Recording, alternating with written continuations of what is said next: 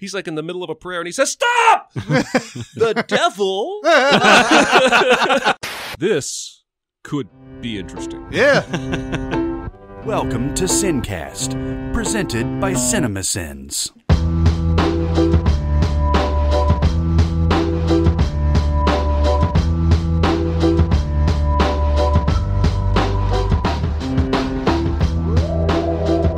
Hello, everybody. Welcome to the SinCast. This is Chris Atkinson from CinemaSins, joined, as always, well, this time, back, Jeremy Scott, also the voice of CinemaSins, and from Music Video Sins, Barrett Share. Hello. And today, we're going to dedicate pretty much the entire episode to the year of 1999 in our continuing series of Best of the Years We've Been Alive.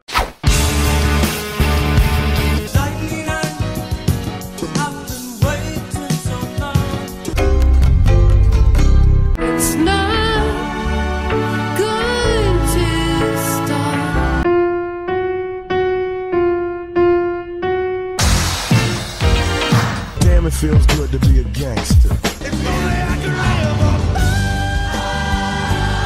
I think we pretty much reached a consensus that this is the best year of the years we've been alive. It's got to be one of them. It's one of them for sure. Up to this point, for sure. It's one of those years that when you're like coming up with movies, it seems like it comes up an awful lot. Like it comes up crazy amounts of times. And with good reason, because there's a lot of great movies that came out in 1999. And I'm going to go ahead and start off with The Matrix. The Matrix. This movie, I think, came out of nowhere for a lot of people. It came out just before Star Wars. Everybody was really excited about Star Wars The Phantom Menace because finally we're getting a new Star Wars 16 years after and everything like that. This movie had a trailer where people were like, this trailer is awesome. I don't know if I want to see this movie because Keanu's in it, but I do want. It is very cool, and then it comes out and it's like it's exactly what you would want to see from a sci-fi movie made by some indie directors who'd just done Bound. Yeah. At the time, the Wachowski brothers. They've become the Wachowski siblings since. But it's like, this is what happens when you give good directors a lot of money and a lot of time to make a movie, and that's what we got. Yeah, and I've mentioned it before, this is the single biggest gap between my impressions of a trailer and my impressions of the eventual movie, right? So Josh and I went to see whatever came out 2 weeks before The Matrix, and they start running this trailer, and I'm like, well, I know Lawrence Fishburne. Oh, Keanu's in this. And then they're like running on walls with bullets spraying everywhere, and I'm like, this is going to be the stupidest movie ever.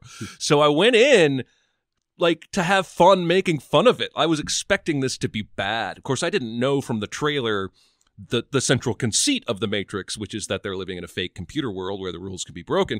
And God, this movie does everything right. Yep. It does almost nothing wrong. Yeah. I can find no flaws in the way they went about making this film. The casting is superb. It took Hugo Weaving from, basically an unknown international actor to American audiences and put him on the freaking map. And then he would go on to do Lord of the Rings and V for Vendetta and all this other stuff. Keanu's best movie, hands down. Yeah. Easily. Oh, yeah. And Keanu, we poke a lot of fun at him for when he goes canoe. Yeah. He doesn't do that in this movie. No. Well, he does. He does do some canoe. In the trailer is the whoa is one yeah. of them. Yeah. But that makes sense in that. What is happening to me? That type of stuff. or I know Kung Fu. Yeah. However, I think we've discussed this before, when you put Keanu in the right movie, his Keanu-isms become less, part of the movie's quality. Yeah. It becomes part of what we like about the movie. Don't make it Shakespeare. Yeah, just don't make it Shakespeare. You're right.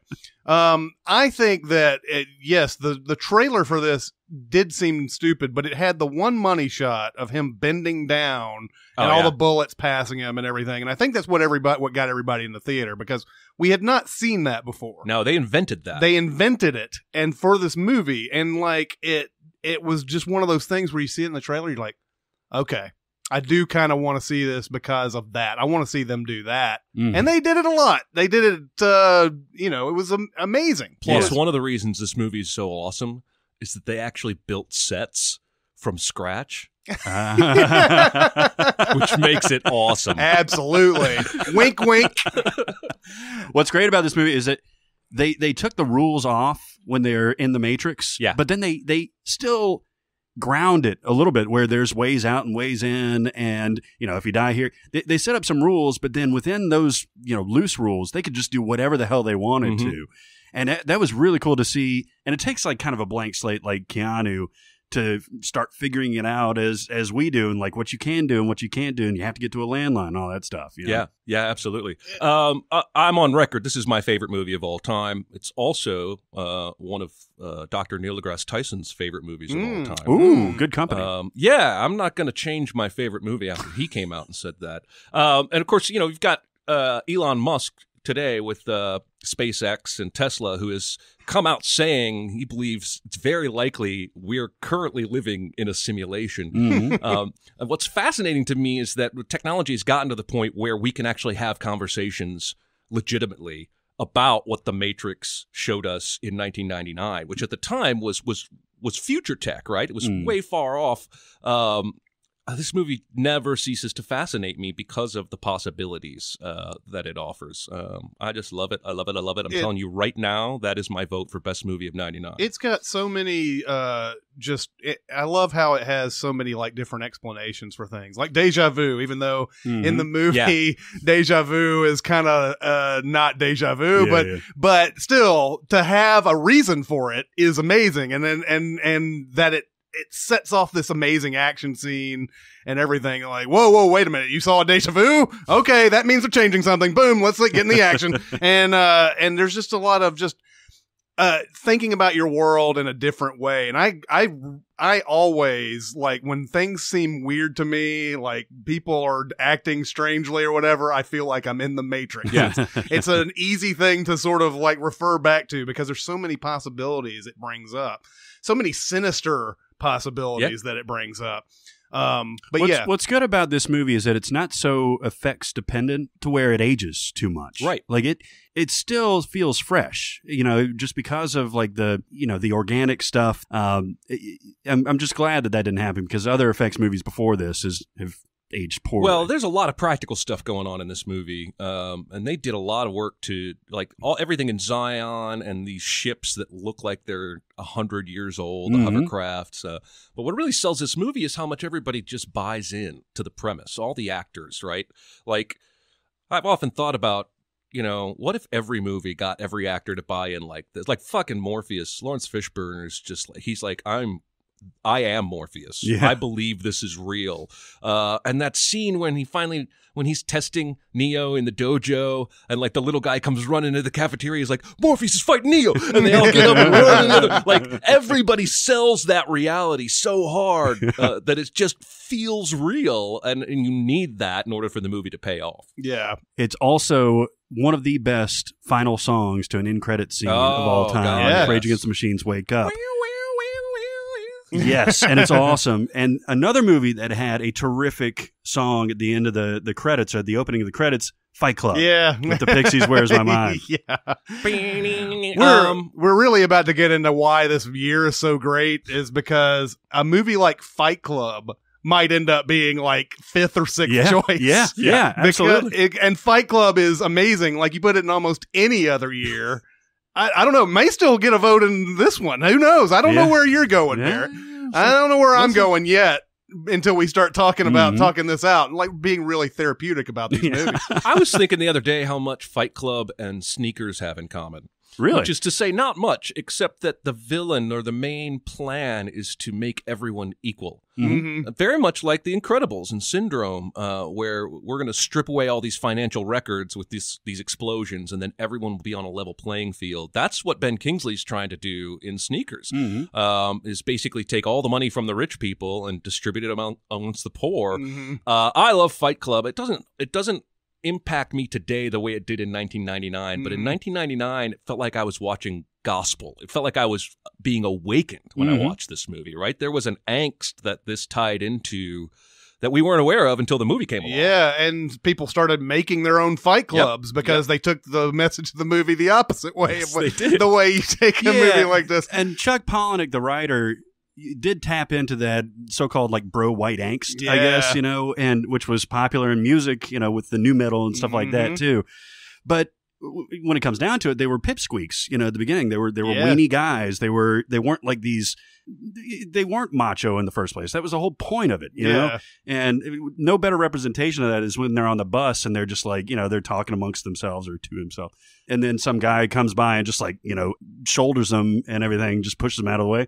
And they don't even do anything. They've been fighting this whole movie, and they're just like, all right. Yeah. Well, you can see it in the first fight in the parking lot. When he's like, "You hit me in the ear!" Like nobody knows what they're doing, right? Like he looks like an awkward little punk. Yeah. It of course has one of the all-time reveals in a movie. Sort of capping off with the 90s. You sort of got to expect this type of thing, but I don't think I was expecting this in Fight Club. I was just not prepared for that reveal. They did it perfectly. They Fincher did it absolutely perfectly because they kind of cheat, but it's also it's not one of those things where you're like, oh well, because they cheated, it's terrible or whatever. It's perfectly fine, and it you're just ill prepared for it by the time it gets there, and it's like, wow, now it makes me reconsider. I have to see this movie again. And now I got to look at Edward Norton's character a completely different way. The reveal, the way they do the reveal too, is fantastic as well. Fincher talking, the beginning of it where Brad Pitt is doing his little speech or whatever while Edward Norton's like in the bed and everything, and he's just in shadow saying all that stuff, and then Norton is sort of propelled to look at all these cities that he's apparently got, airline tickets for and everything, and everybody's just kind of acts very strangely around him. But yeah, this is it goes to, I guess it kind of shows you why certain cults or whatever are attractive to a certain group of people, because it shows like, well, if we just think about things in a different way, and this fighting isn't about beating each other up. It's about liberation and all this type of stuff. Yeah. It just goes to show how people can be kind of led into these type of things. And not even really understanding what they're buying into. Right. Because you have that whole Robert Paulson scene. They don't get it at all. No. They're like, oh, I see. In life, we have no name, but in death, we have a name. And Ed Norton's just standing there like, this is not what I'm preaching to you. Really, honestly, it goes to show how once you start one thing, it becomes out of your control after a while, where people just start inventing their own rules. People start saying, well, this is the way it is, and so they just start making their own stuff up. Edward Norton doesn't even know what they're doing half the time. Right. Like they're burning smiley faces on the building and all that. So it's like, and every time he's like, who did this? Why did you do this? They're like, you told us not to say anything. Or we're told not to say anything, And so he goes through this weird cycle all the way through, but it's just, oh man, it's another movie of possibilities and stuff like that. It's really well done. Oh man, I mean, there's so many individual scenes in there about like him and Helena Bonham Carter and everything. All the self-help groups and all that stuff. Meatloaf turning in a terrific performance, and you just think about kind of where it ends up. But to get there, it's just awesome. I love it. It has a lot of great lines in it. Helena Bonham Carter has that one where she's like, "I haven't been fucked like that since grade school." Which apparently took her several lines to get to. She was from the UK. She didn't know what grade school meant. Oh. And then she was later told, oh, that's like, early years of your school life or whatever, like you're in 3rd or 4th grade. She didn't know that. It was picked over the one that they also had, which was, I want to have your abortion. Oh, yeah. Oh, God. It has so much like darkness to it, and of course, Norton beating himself up in the office and all that. That's the thing. There's a lot of this going on in '99. This whole like get it over on your boss type stuff. In Fight Club, it happens. In American Beauty, it happens. You guys want to talk about American Beauty? I want to talk about American Beauty, Best Picture of 1999. And I have no problem with that. It's a great movie. It's really, really well done. I'm still way behind on that bag being the most beautiful thing that guy's ever shot.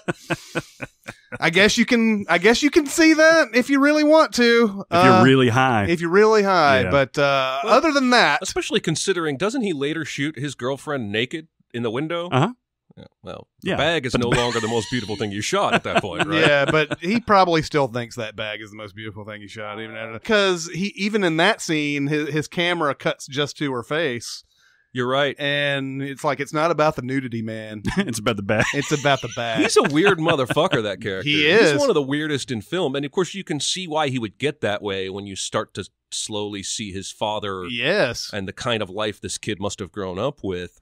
The balls it takes to sell the kind of drugs, the high-end drugs, out of your bedroom. When your dad is that dad, right? The balls on this kid. I know, no almost kidding. Wants to get caught, right? Yeah. This is Kevin Spacey, in my opinion, at his best. Mm-hmm. He needs to anchor this movie, even though most of the biggest character arcs take place in other characters. Like, his character arc is basically, I should love my daughter more and be a nicer guy. But he's there up 2/3 of the way through the film. Yeah, he's quick. Right? He's still got plenty of movie to go. It's Chris Cooper's arc, and it's Annette Bening's arc, and it's the daughter and Wes Bentley's arc. And so it's this world all moving all around him. Also famous for one of the creepiest scenes with nudity ever. Yep. With Mina Suvari. Yep. When I truly believe, oh, fuck, he's going to go through with this. You've done a good job on that scene. Yeah. And, I love that the movie redeems itself by not letting him go through with it. Yeah, but for a few minutes there, that's really awkward. Really only because she says she's never done this before. Right. And it's it's just like up. if she was a slut, I'd have done it. But, but now that she's a virgin, okay, I shouldn't do this. Yeah, you're right. And they make what's weird about that scene, though, is they don't, even though you're saying that you're like, oh my God, is he really going to go through with this? I'm more thinking like, isn't his daughter upstairs? Yeah. Like they're in the living room. But like, I don't know if the movie passes much judgment on him for that. He gets almost redemptive afterwards because they're sitting in the kitchen. They're just kind of like, it looks like he's just kind of like, like even if he was allowed to go through with it, they would have just made that a tender love scene and just moved on. Yeah. Like, all right, well, that's what happens. It's life, But yeah, this is it's just I think the script by Alan Ball, they barely changed anything out of it. It was like basically whatever was in there, they shot and they made it in the movie. There was hardly, the only thing that they changed was that there was a big trial at the end, because obviously the Wes Bentley character is known to have some sort of violent tendencies and all that. So there was like a trial where like everybody's getting asked questions at the end about Kevin Spacey. They just cut that out, and that's for the movie's betterment, obviously, because that movie, if you just stick a trial at the end of it, would have been awful. Yeah, would have been terrible. But I think you're right. Kevin Spacey might be the best he's ever been in this. Yeah, I mean, he's great in everything, but this role was basically written for him. Start to finish, he's terrific. Is this movie underrated? No, it's probably slightly overrated, if you ask me. Yeah, it could be. I feel like people came out of it thinking it was revelatory, and I don't really feel like it's that. I don't feel like there's anything that movie showed me about humanity that I didn't already know. I didn't leave there with like deep conversations and thoughts, but it's so solid. It's such a great story. So I think it's an A, but it's almost basically this movie is the Beatles for me, right? Oh, yeah. Overrated, but still probably one of the best. Right? Yeah. I see what you're asking here, because there are a lot of people who don't like American Beauty, and I think a lot of it comes from the pretentiousness that we talked about. Even though there's some really smart, and I mean the Kevin Spacey scene in the dining room is top shelf all the way. There's a lot of great dialogue in it, a lot of great lines and everything. I think a lot of people focus in on that bag scene, man, and they're just like, what a weird arty movie that is, even though most of it is just your normal everyday kind of like a drama film or whatever. But yeah, I guess it depends on what circle you're in. I think it may be properly rated. Yeah, probably so. Also one of the best scores of that it's got a decade fantastic too. Score. Yeah.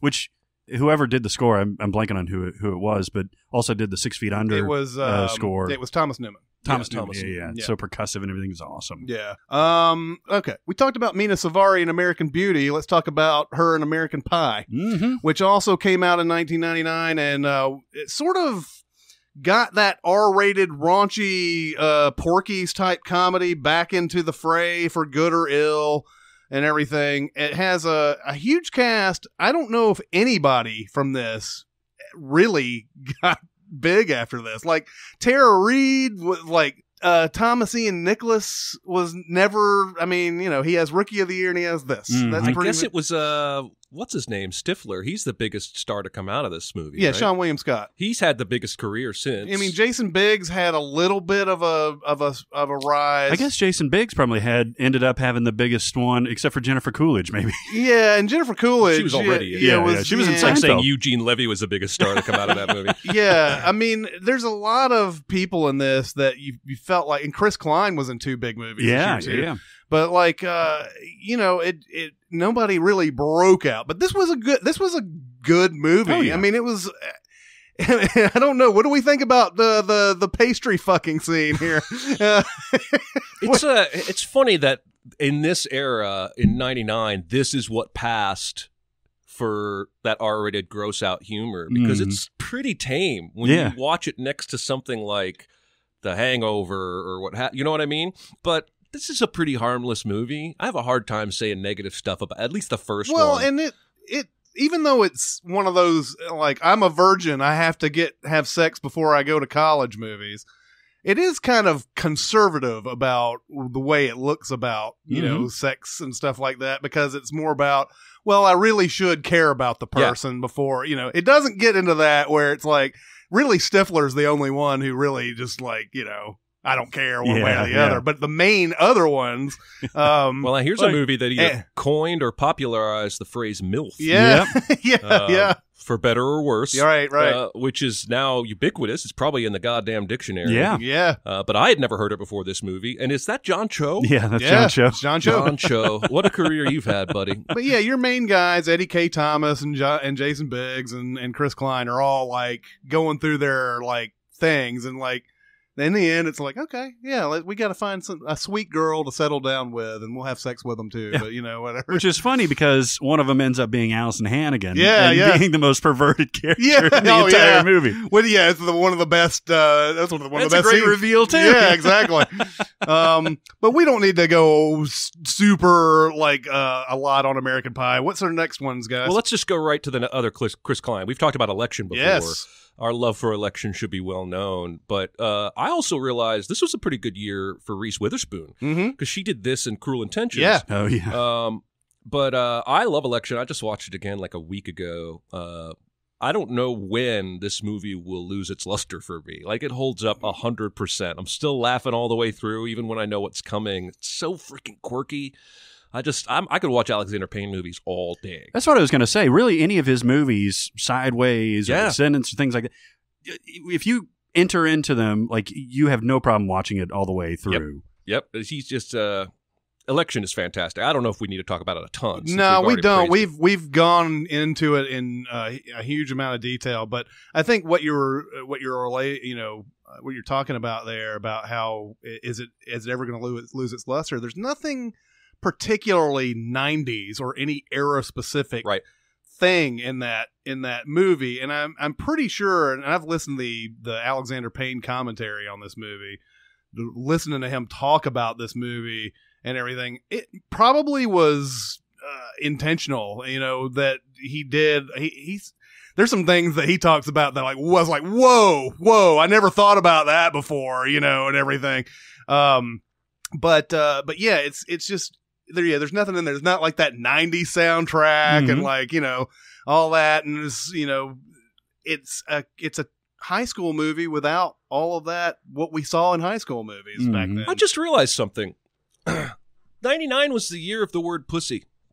Yeah. We just talked about American Pie. That shocking line she says has that word in it. Election has a very shocking line with that word. Yes, it does. Black and White came out this year with Robert Downey Jr. And there's a song with that word in it that plays twice in this movie. Once in the opening scene. Yeah. And you see in like this girl make out in Central Park while you're hearing these background singers sing about if you want this, if you want this, you can have this. I'm going to keep that in the back of my mind as we go forward talking about other movies. By the way, definitely in the Green Mile too, right? Well, South Park probably. I guess we can briefly touch on Black and White. I mean, I don't remember much about it other than Ben Stiller's phone call at the very end of the movie. He is saying some stuff that's going to get his ass killed. Yeah. But it's just the daring nature of it. I'm just like laughing my ass off or whatever. But Black and White was one of those movies where they're like, this is going to be awfully daring and controversial and everything. And you watch it, you're like, okay, it has a couple moments of daring and controversial. Yeah. The rest of it's just Robert Downey Jr. trying to act like his character's not gay. Yeah, and Downey kisses Mike Tyson. That was one of the big stories. And then Mike Tyson gives gangster advice to Rich. I just saw this movie like 2 days ago. Oh wow! The gangster guy that's friends with the basketball player. Like he asks Mike Tyson for advice, and Mike Tyson's standing there at the window. Well, you gotta diversify. Like just saying it's bullshit, like Tyson would. Because this is James Toback. It's almost all improv. Like he rarely has a script. It's not a great movie, but the P word was in it prominently, and I think that might be a theme. So I wanted to mention it. It might be. What else, guys? Let's talk about The Iron Giant. Yes. Oh yeah. One of the movies that made me cry. Yeah. Not gonna lie. The Superman bit got me at the end. Yeah, it's hard not to. Fucking goosebumps at the very end when those pieces all over the world are blinking and they start. I'm getting them now. You saying that. Iron Giant is one of the last great hand-drawn animated movies. We're about to enter into an era where there's very few of those about to be made anymore. Even Disney, who sort of tried to come back with that with like Princess and the Frog and all that, went more computer animation even after that. But this is Brad Bird, who was known mainly for The Simpsons before this. Yep. And he makes basically what is E.T. It's E.T. basically. But set in the 1950s and the Red Scare and all this other type of stuff. And cover. Yeah, yeah. With a great villain with Christopher McDonald. Oh, he's so good. But yeah, this is just one of those movies. It hits all the right notes. Fantastic voice cast: Harry Connick Jr., Jennifer Aniston, Christopher McDonald, John, what's his name from Frasier plays the general. John Mahoney. John Mahoney. My wife and I both love this movie, but when the robot's hand is in the kitchen and the kid and the mom are at the dining table and he's supposed to be saying prayer, it's one of the most comical scenes of all time because he's trying to keep his coherent prayer to fool his mom, but he's also keeping an eye on the robot's hand, and it like touches a pot on the stove, and he's like in the middle of a prayer and he says, "Stop! The devil!" And it's full of moments. That whole scene is full of those little moments. If you've never seen The Iron Giant, stop now, go watch it, come back. You will not regret it. It is a heartwarmer. Yeah, Iron Giant is just one of the best animated movies ever made, and it did nothing at the box office. Yeah, it's gotten its acclaim afterwards. Yes. Number 78, $23 million it made in 1999. What a crime. Yeah, absolutely. But at this point, we started seeing the sort of the shift, even though Tarzan came out this summer too. I mean, I guess it wasn't very marketed very well. It just looked like a cheap ass cartoon to a lot of people. It's going for that aesthetic. Like, it wants to look like an older cartoon because it's going for that, Red Scare era stuff. And that may have been part of it. The look of it may have made people think, what is this, a re-release of a 10-year-old movie or something? Yeah, I think that was the main problem, is that it looked too antiquated to most audiences, especially with Disney doing what they're doing. Their animation at this point is like, even Tarzan, which I'm not a huge fan of, or, every time they came out with a new movie, it looked dazzling. Yeah. Everything about the animation is like, oh, that's stellar. And then, of course, Pixar also, coming through here with stuff, and they came out with Toy Story 2 this year as well. That's another big one. Should we talk about Toy Story 2? We probably should. Well, it's not the best Pixar movie. No. not even the best Toy Story movie. Not the best Toy Story movie. Yeah, I agree. I was talking last night with a friend, and he said, but it's better than the first one, right? And I was like, I've always said 2 is better than 1, 3 is better than 2, but 2 and 3 are both unnecessary. Yeah, that's absolutely right. Yeah. I think Toy Story 2 gets way more credit than it normally does because of the Because She Loved Me song in the middle of it, which is amazing. Yeah. But everything else around that is good. It's decent. It's not overwhelmingly amazing by any stretch. It's that part that gets a lot of people, and they're like, what about that moment right there? Well, that moment doesn't make that movie the whole thing. It doesn't make it better than the first Toy Story. But it is good, and it was the 3rd highest grossing film of this year. It made $245 million. Jesus. Which today would be a bad opening weekend. Yeah, I know. Yeah, almost. Well, Tim Allen had a pretty good year because he had Toy Story 2, but he also had Galaxy Quest. Yeah. Which is, I remember, now, first of all, 99 was the first year Chris and I worked together in a theater. This is the year we met. But we did not. There was a big hullabaloo between Regal Cinemas and the studio about Rush Hour. I think it was Rush Hour 2. Yeah, Rush Hour 2. So Regal's did not carry that movie because the studio asked for a higher percentage of the box office than normal, and Regal held their ground. So what we got was Galaxy Quest.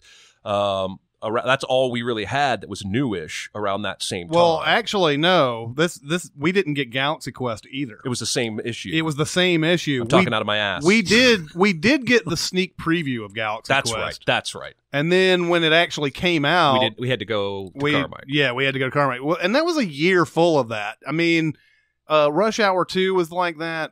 Galaxy Quest didn't do anything in theaters either. But No. Rush Hour 2 did. That was a big hit to Regal not to have The that studio movie. won that fight. But Galaxy Quest, that was a movie that didn't do anything. The other one was The Ninth Gate. We were talking about that briefly before.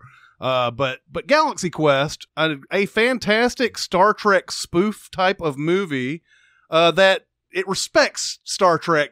It respects Star Trek characters and lore and fans. Yeah. Where it'd be easy to toss aside the Justin Long character as just a nerdy dude, but he turns out to be awesome by the end of this movie because of what the movie allows him to do. But Galaxy Quest is so funny. It's one of the best comedies we've seen in the last 20 years or so. It transcends Trek. You don't have to have ever seen Trek to find Galaxy Quest funny because Trek has become so mainstream that you get the parody jokes that they're telling in Galaxy Quest. I found out last night chatting with a friend.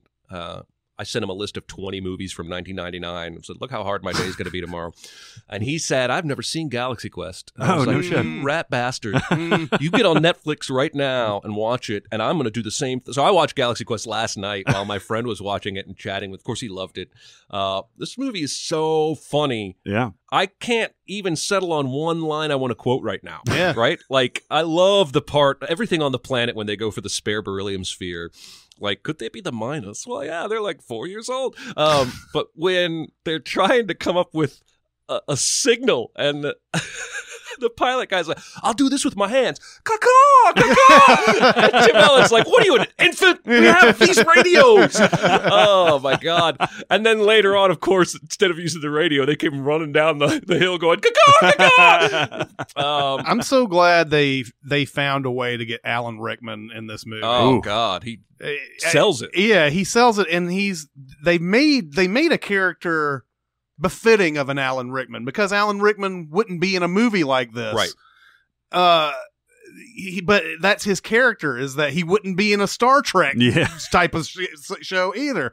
And so Alan Rickman elevates this to a little bit more than your dumbass comedy, but almost everybody in this, you've got so many supporting characters that are likable. Tony Shalhoub, Sam Rockwell, Sigourney Weaver. Mm-hmm. I mean, all the aliens. Missy Pyle's in there. There's a lot of everybody knows what they're doing in this, you know. And the other guy, his name's Enrico. I can't remember the last. He does have a weird name. He's got a weird Italian name. Well, and Dwight Schrute is in this too. Is he? Wilson? Rainn Wilson? Yeah, he's one of the aliens in the limo. No, okay. I forgot all about that. Yeah. I forgot all about that. But you talk about, this is just a smart script with a lot of great cast, and it's enjoyable all the way throughout. Like even like the funny special effects in this are good for what they're doing. Yeah, and it's also famous for that obviously changed fuck from Sigourney Weaver when she's down in the chompers and she's like, "Fuck this!" Like, of course, the audio says "screw this" because I guess, I don't know, that one fuck would have given them an R rating or something. Yeah, they didn't even try to use an angle from behind her for that line. It's like a close up on her face, and she clearly says "fuck." Anyway, that's crazy. The director Dean Parasot.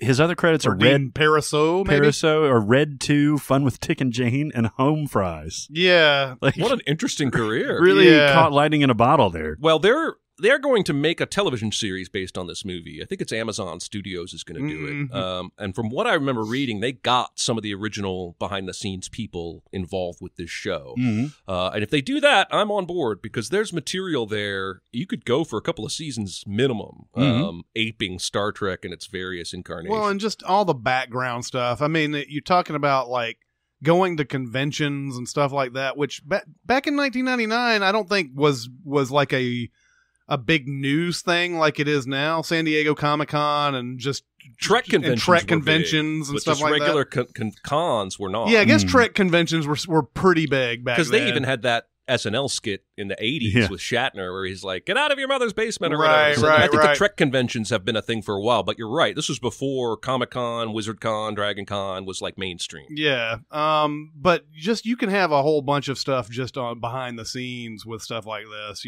just their everyday lives with interacting with fans and stuff like that could fill up, lots of the episodes themselves. But yeah, if you haven't already, we haven't even scratched the surface of 1999 yet, guys.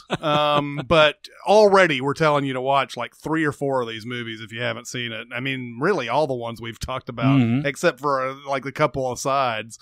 You should just go ahead and watch it. Okay. 1999 was also the year of the Blair Witch Project. Blair Witch. A phenomenon that was one of the first online marketing movies ever.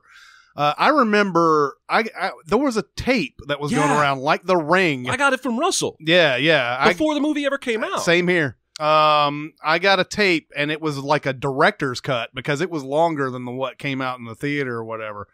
I don't know if they also intended to do that, like have a copy going around before the movie came out, but it worked great for people to come to watch the movie because there was a lot of buzz about it being good even before it came out. Now, whether it's good or not is I think a huge debate. We were talking to Jonathan last week about like how this is a divided movie among horror fans. You either love the fact that the scares come from your psyche, basically, like just hearing sounds off in the distance or thinking you may have heard something that wasn't really there. I think that's particularly effective, and the ending of it is amazing.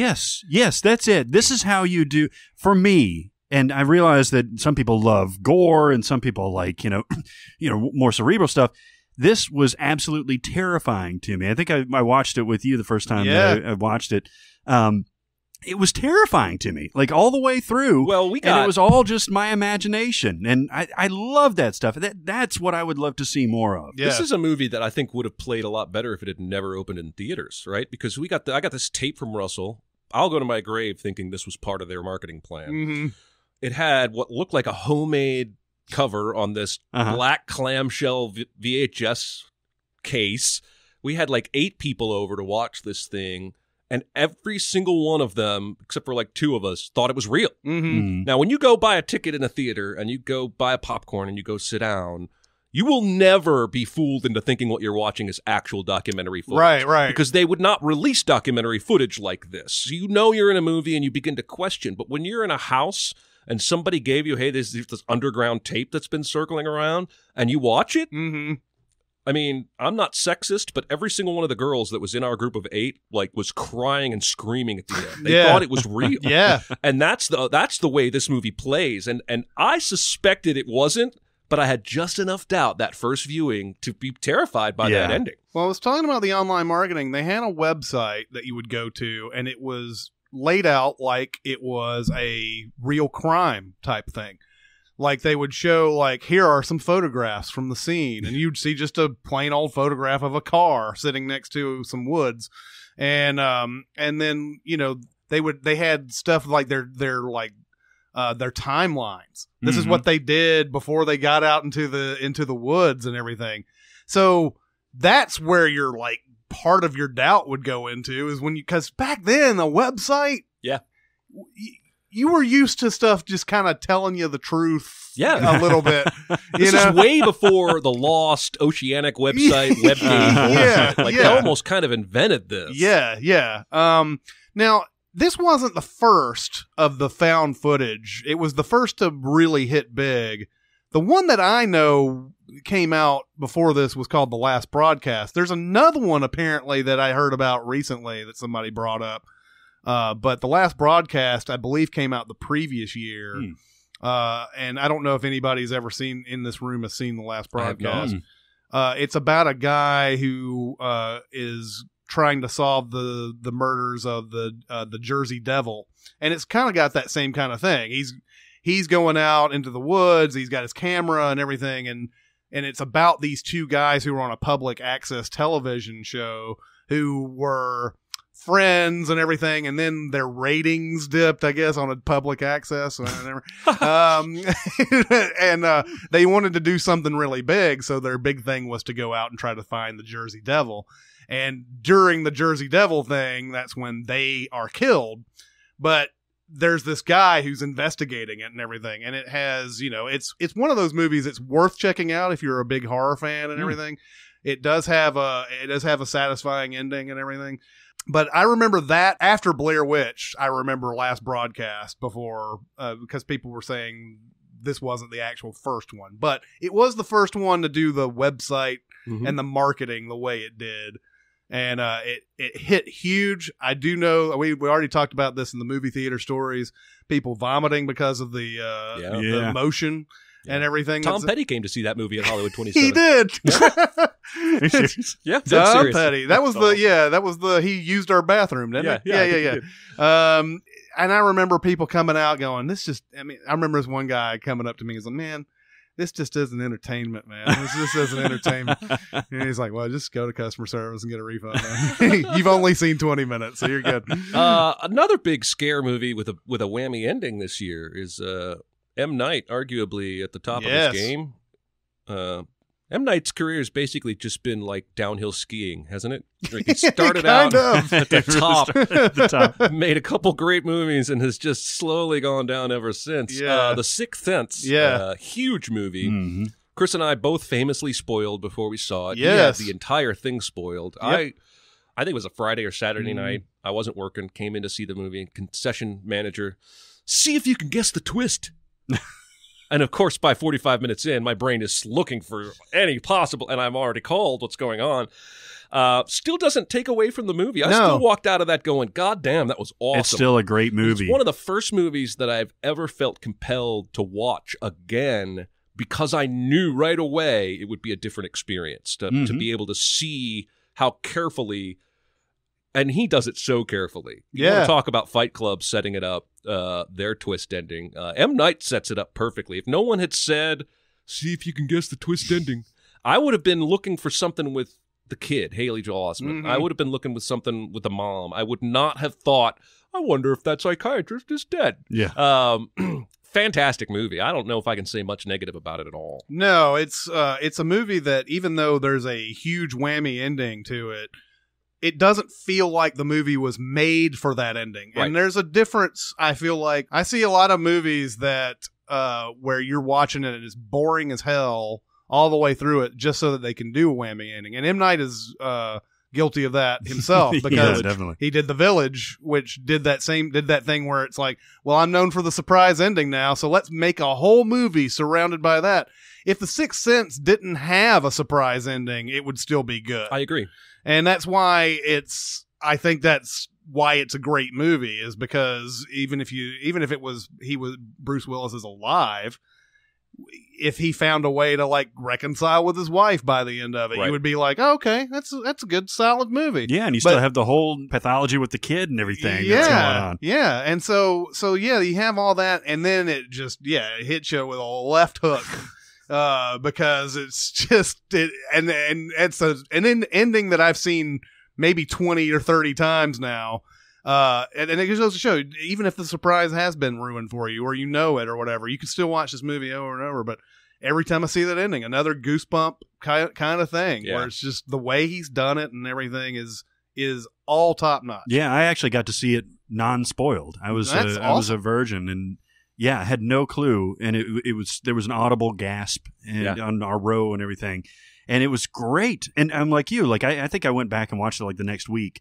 And like you said, like every time I watch it, you still get that newness, that freshness, and it's really well done. I think it's worth pointing out that M. Night, despite, even if you're looking at his entire track record, boy, is he good with kids. Mm-hmm. Like, he pulls solid child. Look at Unbreakable. Yeah. Even the kids in Signs. He's so great with child actors. Jalen Smith. Well, in his first movie, before The Sixth Sense. The fuck? Did you say Jalen Smith? Jaden Smith? Jaden Smith. Goddamn, he fucked it up. Got his name wrong. Everybody knows what you mean. Plus, it would have been funny if you'd have said Will. Like Will Smith is the child. Yeah. All right, I lost what I was talking about because Barrett's an asshole. Maybe we should just hard left turn and talk about Three Kings for a minute. Yeah. Oh, yeah. One of my very favorite movies. Uh-huh. I mentioned it before, talking about character arcs when we did that podcast, because Clooney goes from all-out selfish to all-out selfless by the end. I was talking about this movie last night with the same friend who had never seen Galaxy Quest. He loves this movie. And I was talking about how accurate I think it probably is for what those soldiers in that era, right? The war's over, but you can't go home yet.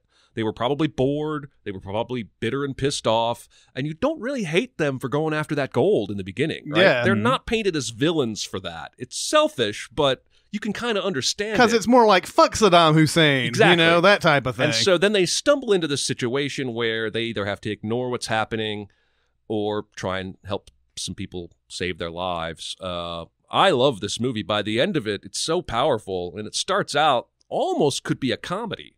Right? Go wait outside by the door so Chief can translate my Iraqi ass map. Yeah. But you've got Mark Wahlberg, you've got Ice Cube, you've got George Clooney, you've got Spike Jones. What do you guys think about this movie? I love it. The characters themselves, you mentioned the arcs and everything, but the way that they interact, the way that they get along, and they do. I was thinking the same thing, that it starts off as kind of like a high concept comedy. Yeah. And then it really just veers, but it doesn't do it sharply. It just kind of veers into this other narrative. By the time Mark Wahlberg's getting tortured, you know this is not a comedy. Yeah, and that's David O. Russell, I guess, doing really you can be menacing by being menacing, or you could be menacing by being really nice. Mm-hmm. Like that interrogator guy who keeps saying, my main man. Yeah. Hey, my man, are you what?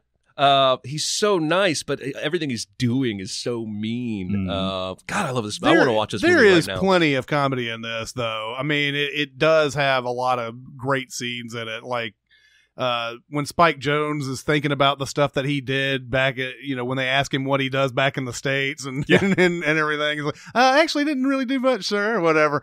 But it's got that scene where Clooney's trying to get the car from the guy, and he's like, many nations holding hands together and all this other type of stuff. And it's like one of those big rousing, he's going to talk him into that. And by the end of it, the guy's like, can I have cars? And it's got a lot of comedy in it. But you're right. Once the guy kidnaps Wahlberg and pours oil down his mouth and all that, and then they get into the actual refugee situation at the end of it. It's got a good dramatic weight to it too. David O. Russell, who had just done Flirting with Disaster and Spanking the Monkey and stuff like that, this was like a huge step forward for him. But it also, unfortunately, is the first of many David O. Russell incidents that we would hear about, and Clooney and him nearly killed each other in this movie. Yeah. Because he was berating a light a lights guy or something. Seems like he technician. likes to berate people. Yeah, and Clooney was like, "Look, I can't let you keep doing this over and over and over again." And they almost like got into a real like end the movie type fight in this or whatever. And then later on, we're going to hear this constantly from David O. Russell. He's another one of those guys that when you talk about his movies, they're like great movies, but man, the person behind it could be a total piece of shit for all we know. Yeah.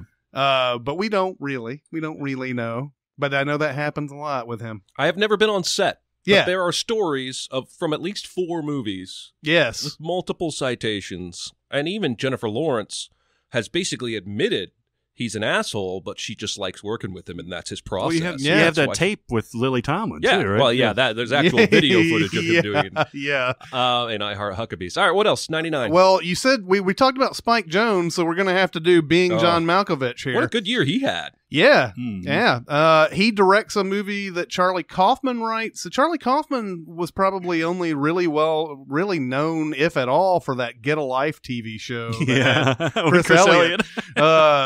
But it just goes to show how oddball that guy. But he can write oddball in a great, wonderful way. Being John Malkovich is one of the most original films that you'll ever watch. It still holds up today, I believe. Yeah.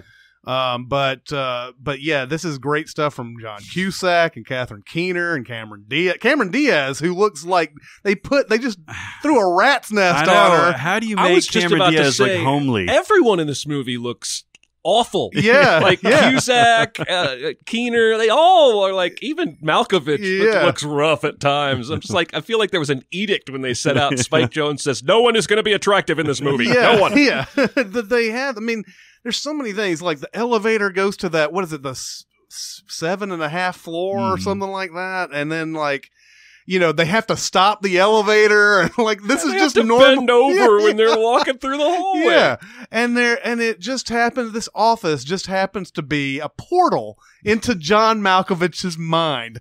And how in the world do you sell that? It's just. How do you sell it to John Malkovich? Exactly. Who's in this movie? Like, I mean, you have to feel like if they couldn't have gotten him, this movie doesn't get made. Oh yeah. And oh man, when it finally showed, when he's in it, it's just, there's so many possibilities that they throw in on this movie, and they're like, they do every one of them that you would think about, like Malkovich going through his own portal and all this. There's like, what happens when a man goes through his own portal, and it has a wonderful scene for that. But it just, I mean, it's, oh my God, how incredibly original this movie is, and how well they pulled it off. John Malkovich's second career as a puppeteer. Yeah. Who knew he had this talent inside of him? And there's that great that workers orientation video that they have to watch, where it's like this total bullshit history of the building and everything, where the guy like makes this like little person his wife and all that, and he makes the floor because he needs to have a floor his wife can get onto and all this other stuff. I mean, there's so many like little fun things in that, but I just walking around in Malkovich's head and him like seeing that perspective of him going around and living the life that he does and everything. Oh my God, it's so good. Yeah, go out and watch it. What else? How about Office Space? Yeah. Office Space is one of the most enduring comedies, really, of our generation. It did nothing, though. Yeah. Nope. Nobody saw that movie. That is actually a something that you're going to see. That's a characteristic of a lot of these movies. When you look at the box office in 1999, it's filled with a lot of the shitty movies that came out in 1999. But yeah, Office Space did zero, even though it had Mike Judge, who was still popular from Beavis and Butthead at the time. But yeah, this is just, straight up funny comedy. Oh yeah. Yeah, no, it's great. And it's got so many quotable lines to it. It's got the fabulous use of the Ghetto Boys music. And damn, it feels good to be a gangster. Yeah. Like, with the whitest people, well, aside from the Indian guy, but the other people are super white. Jennifer Aniston. It's funny. I love Office Space. It's one of my favorite comedies. It might be one of the most cynical comedies I've ever watched. Absolutely. Like, usually comedies are like, you just kind of like let it go or whatever. But there's the part in there where he starts dating Jennifer Aniston, and all of his friends, like one of the friends is like, well, Lumberg fucked her. Yeah. And he, of course, because they call their boss Lumberg, thinks that that's the boss that he's talking about. But then later on, they find out, oh, there's another Lumberg that they apparently also called Lumberg. But besides that, it leads to some of the funniest shit in the movie. Yeah. Because it's, Gary Cole, like, that sequence where he's like banging her and everything. He's like, yeah. I'm going to need you to. Peter. Yeah. Oh, hey, Peter. What's happening? I like a case of the Mondays. And there's just so many quotable lines in here. Yeah. But yeah, it's a really funny comedy. And of course, it's definitely endured for many years because working in a cubicle is so relatable to so many people. Not to me, but I know many people who had to work in cubicles all their lives, and it's got to be maddening. Yeah, and it's it's fun little look at that. So, what else, guys?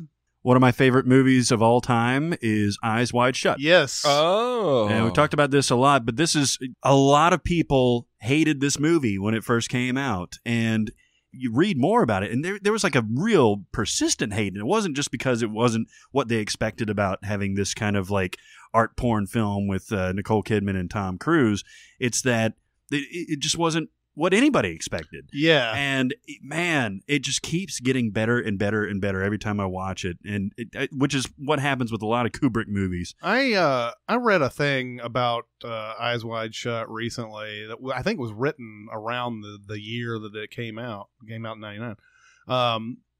That a lot of critics' expectations are what led to their bad reviews of this movie. There were so many wrong information, news bits coming out about this movie. Like Harvey Keitel got so turned on in one scene, they had to break him off the movie because he's gotten turned on or whatever. And it's like, yeah, you can see how he got real turned on in this movie. That's really not about that.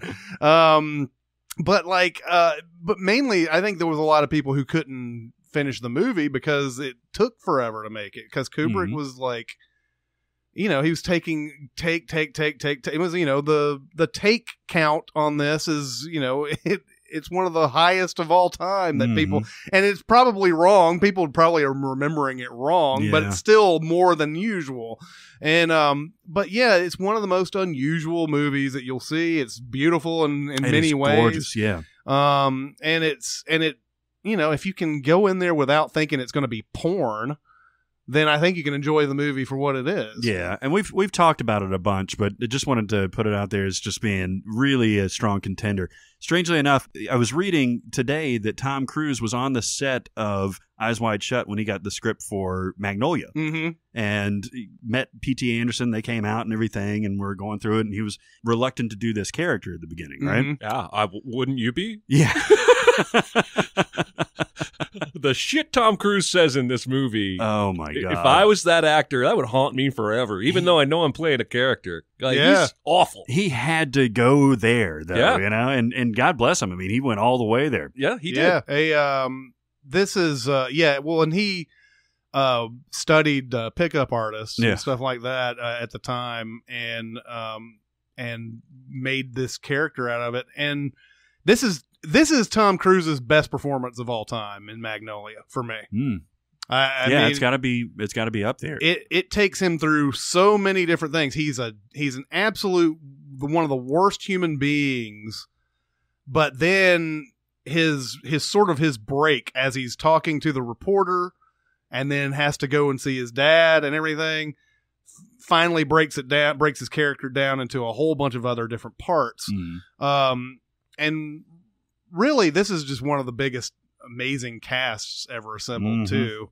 Julianne Moore is amazing in this, although a little bit over the top for me in some things, but that's kind of what she's going for. Philip Seymour Hoffman is fantastic in it. John C. Reilly. John C. Reilly is great in it. So it's just one of those movies like Philip Baker Hall and the whole game show thing. William H. Macy. Yeah, William H. Macy. Quiz Kid Donnie Smith. Yeah. John C. Reilly's character is fun to watch, man. He's just happy-go-lucky guy. Yeah. And he gets in all these bad situations, he's way out of his depth investigating murders and stuff like that. And most of his like going to apartments and stuff is just, telling people to keep their music down and stuff like that. But he falls in love with the Melora Walters character, who is as fucked up as possible. Oh yeah. Mainly because of her dad, which is a big theme in this movie about dads fucking up their kids. Yep. It has a lot. I mean, it starts off with that big thing with Ricky Jay talking about the coincidences that happen and everything, and basically saying these things do happen, even though you may not think that this story could possibly happen. And there's too many coincidences. Here's some things that have happened. Yeah. Well, and those stories are probably bullshit, but but there are stories that do have a lot of these weird coincidences and everything. But it starts off so entertainingly like that, where it talks about like the parents that are fighting and the son who jumps out of the apartment building, and they shoot at the same time and kill the guy as he's falling falling from the building. The one where the three thieves are congregating at a place that has their names at it, all these little things. But yeah, Magnolia is now that's a movie that's controversial for a lot of people too. A lot of people don't like that movie at all. It's a little bit too long. It's got a lot of pretentiousness in it. Yeah. Has a weird ending. Yeah, it has a very weird ending. And I'm pretty sure Kevin Smith came out and said something about this movie. Like that was like a little war that happened back in '99. He even had that thing in Jay and Silent Bob Strike Back where one of the internet commenters is named Magnolia Fan or whatever. I didn't know that. Yeah, the big crazy. Kick some ass thing at the end of that is like Magnolia Fan number 70 or whatever. Well, I will use Philip Seymour Hoffman as a transition here, and we'll talk about Talented Mr. Ripley for a moment. This is a movie I missed. I didn't see it in the theater.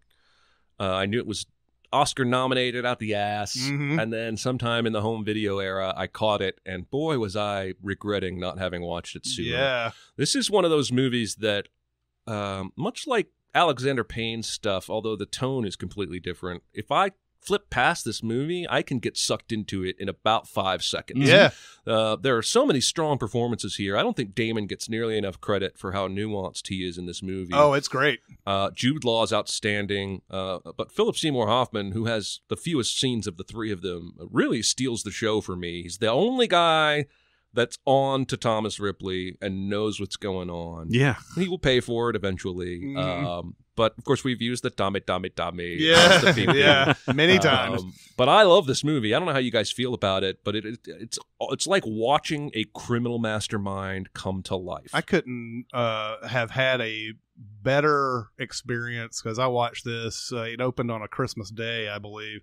And I was at the theater, and I think we had closed early for Christmas Eve or whatever. So it was like 9:00, nobody in the theater at all. Watch Talented Mr. Ripley. Perfect experience for me.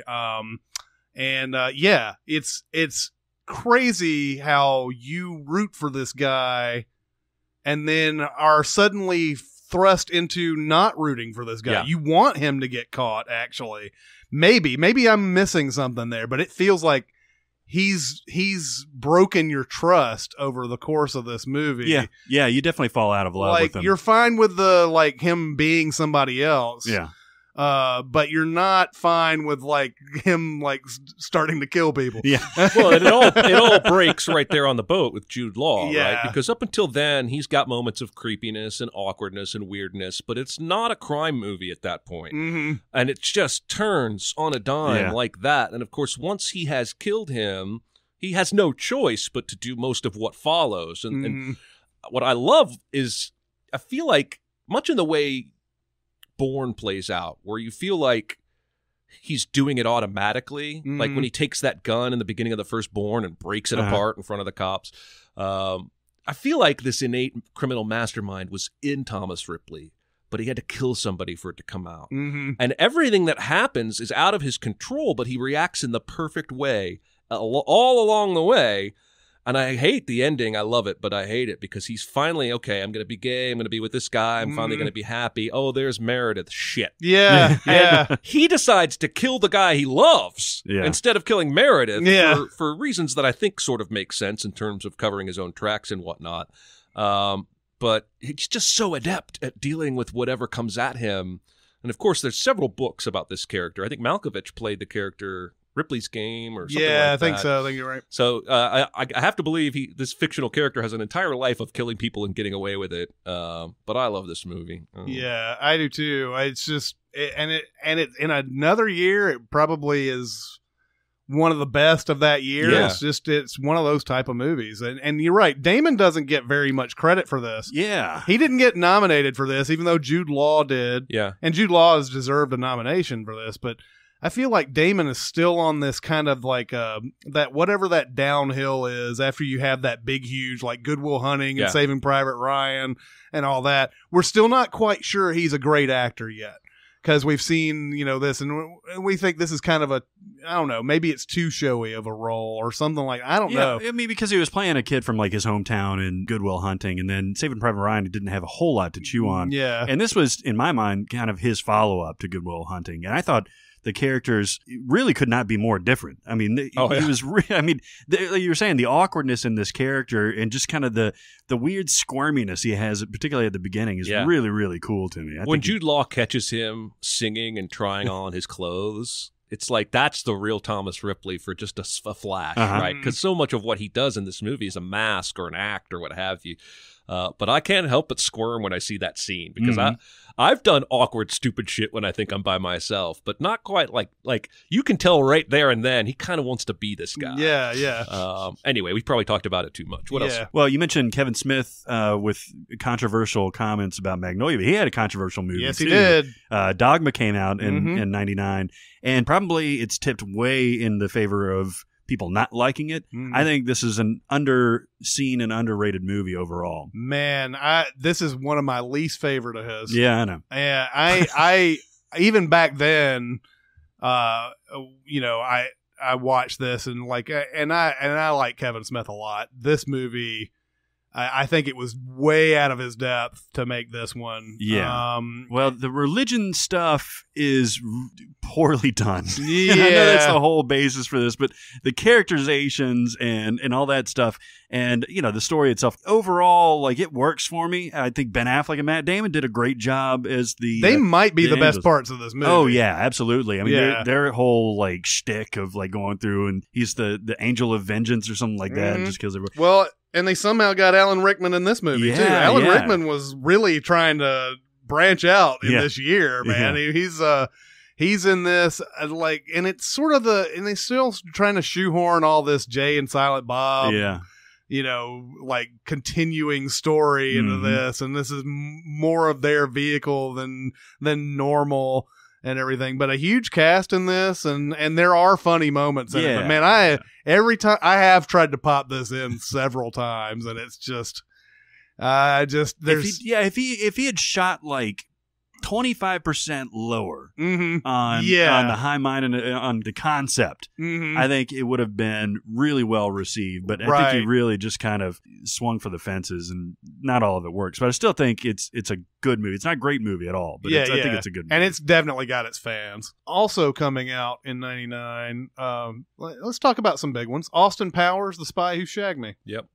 The sequel to Austin Powers, which made way more money than the original did, because the original sort of got its following on home video and everything. Comedy sequels are tricky. And this movie's got some funny things in it too, but it's just, you've lost some magic when you start doing it every time. It starts getting old after a while. And and especially with Goldmember, like everything is just like the same or whatever. But this was a tremendously huge hit. Yeah. I mean, bonkers opening sequence. Yeah, absolutely. It's an insane opening sequence. But this sort of, this is one of those movies that I was not watching Saturday Night Live at the time, but Will Ferrell has, as Mustafa shows up in this, and he's got some of the best scenes in this and everything. It's actually a pretty funny movie. I don't want to downgrade it like it's like, no, we shouldn't even really talk about it. But what I like about how they do this is that the Heather Graham character flips it on its head. She's not just that, secret agent that's all virginal and everything, and she really gets in there. I mean, she sleeps with Fat Bastard of course, Fat Bastard is the continuation of his Shrek accent. Yeah. I don't know. That dude is, from SNL to So I Married an Axe Murderer to Shrek to he's always got to do something Scottish. Yeah. Mm-hmm. I guess maybe that's part of his real heritage and that's where that comes from. But it'd be nice to have either no accent or a different accent. Right? But yeah, it's funny and I enjoyed it. But man, good God, that Lenny Kravitz, American Woman. Oh my God. I may have heard this song literally 10,000 times. And it feels like you're getting kicked in the nuts every time you hear it. Yeah. I would go in and help the ushers with this movie, clean it up and everything, and we'd hear the song, and then it would the movie would end because there's a lot of people in there and we're still cleaning. And the overhead music that came on had that on it.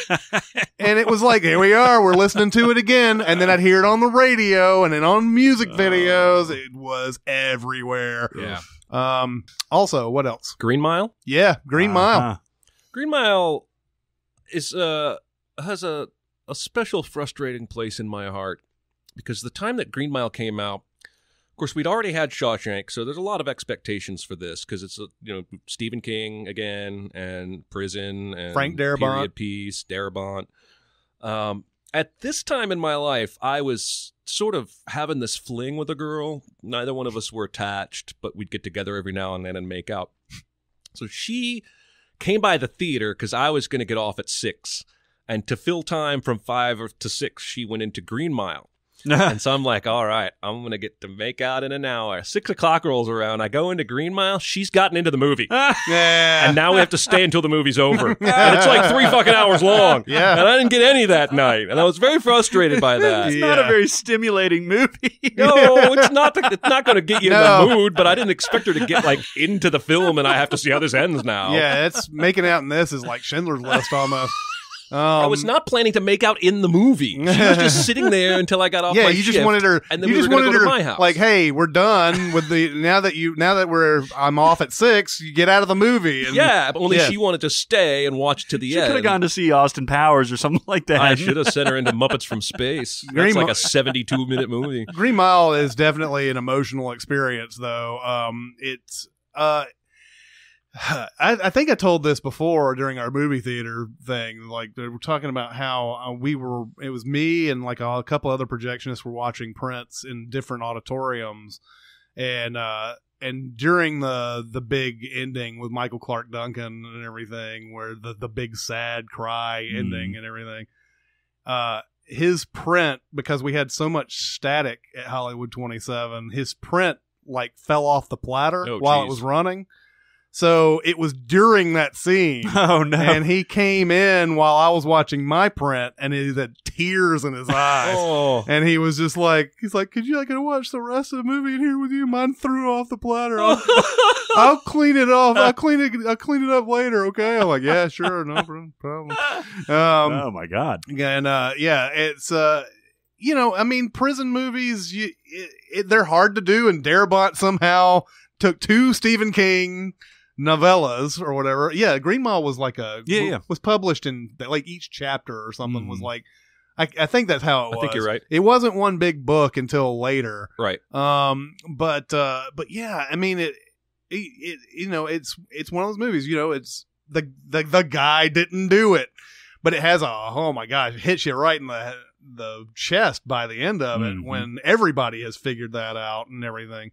But yeah, emotional experience, a good Tom Hanks performance. Yeah, it's great. And I like some people may have been, turned off by it, but I like the fantastical element of it, that just kind of comes out of nowhere. It's a straightforward prison drama, and then all of a sudden you've got this new eccentricity to kind of deal with, and it makes it more impactful at the end, I think. I believe that was shot in Nashville, too.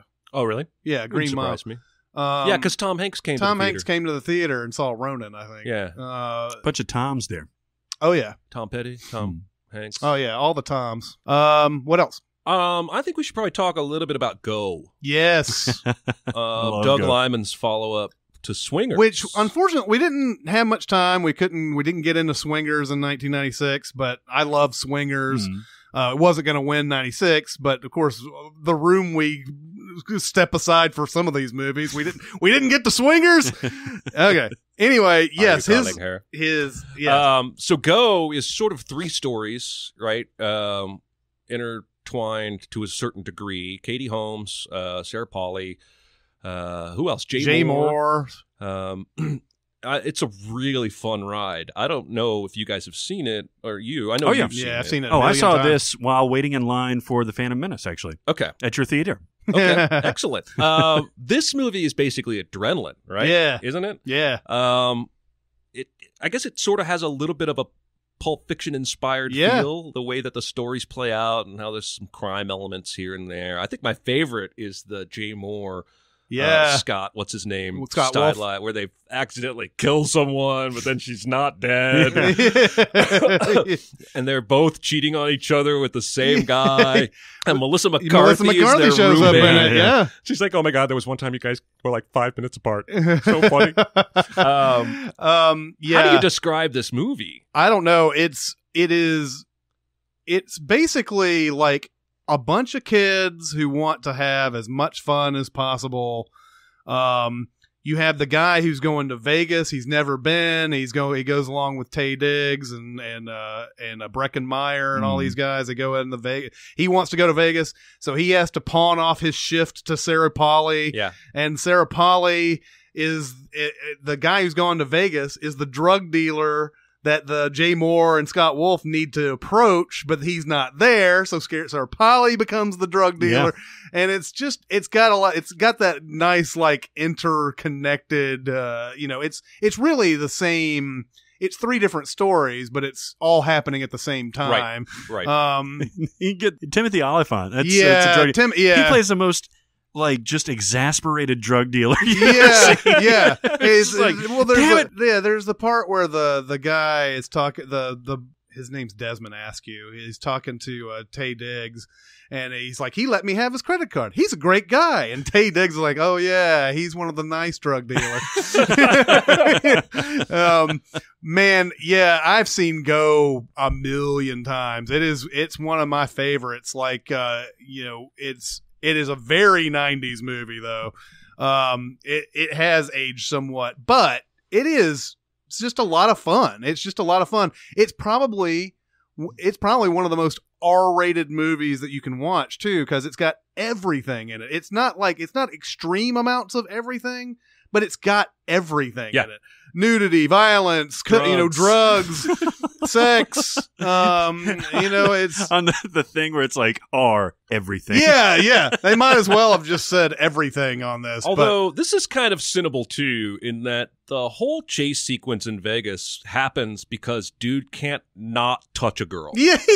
Right. Yeah. He's getting a lap dance. Yeah. And he literally cannot control his hands. Right. Yeah. And he touches her. Yeah. That's pretty ridiculous. Oh yeah.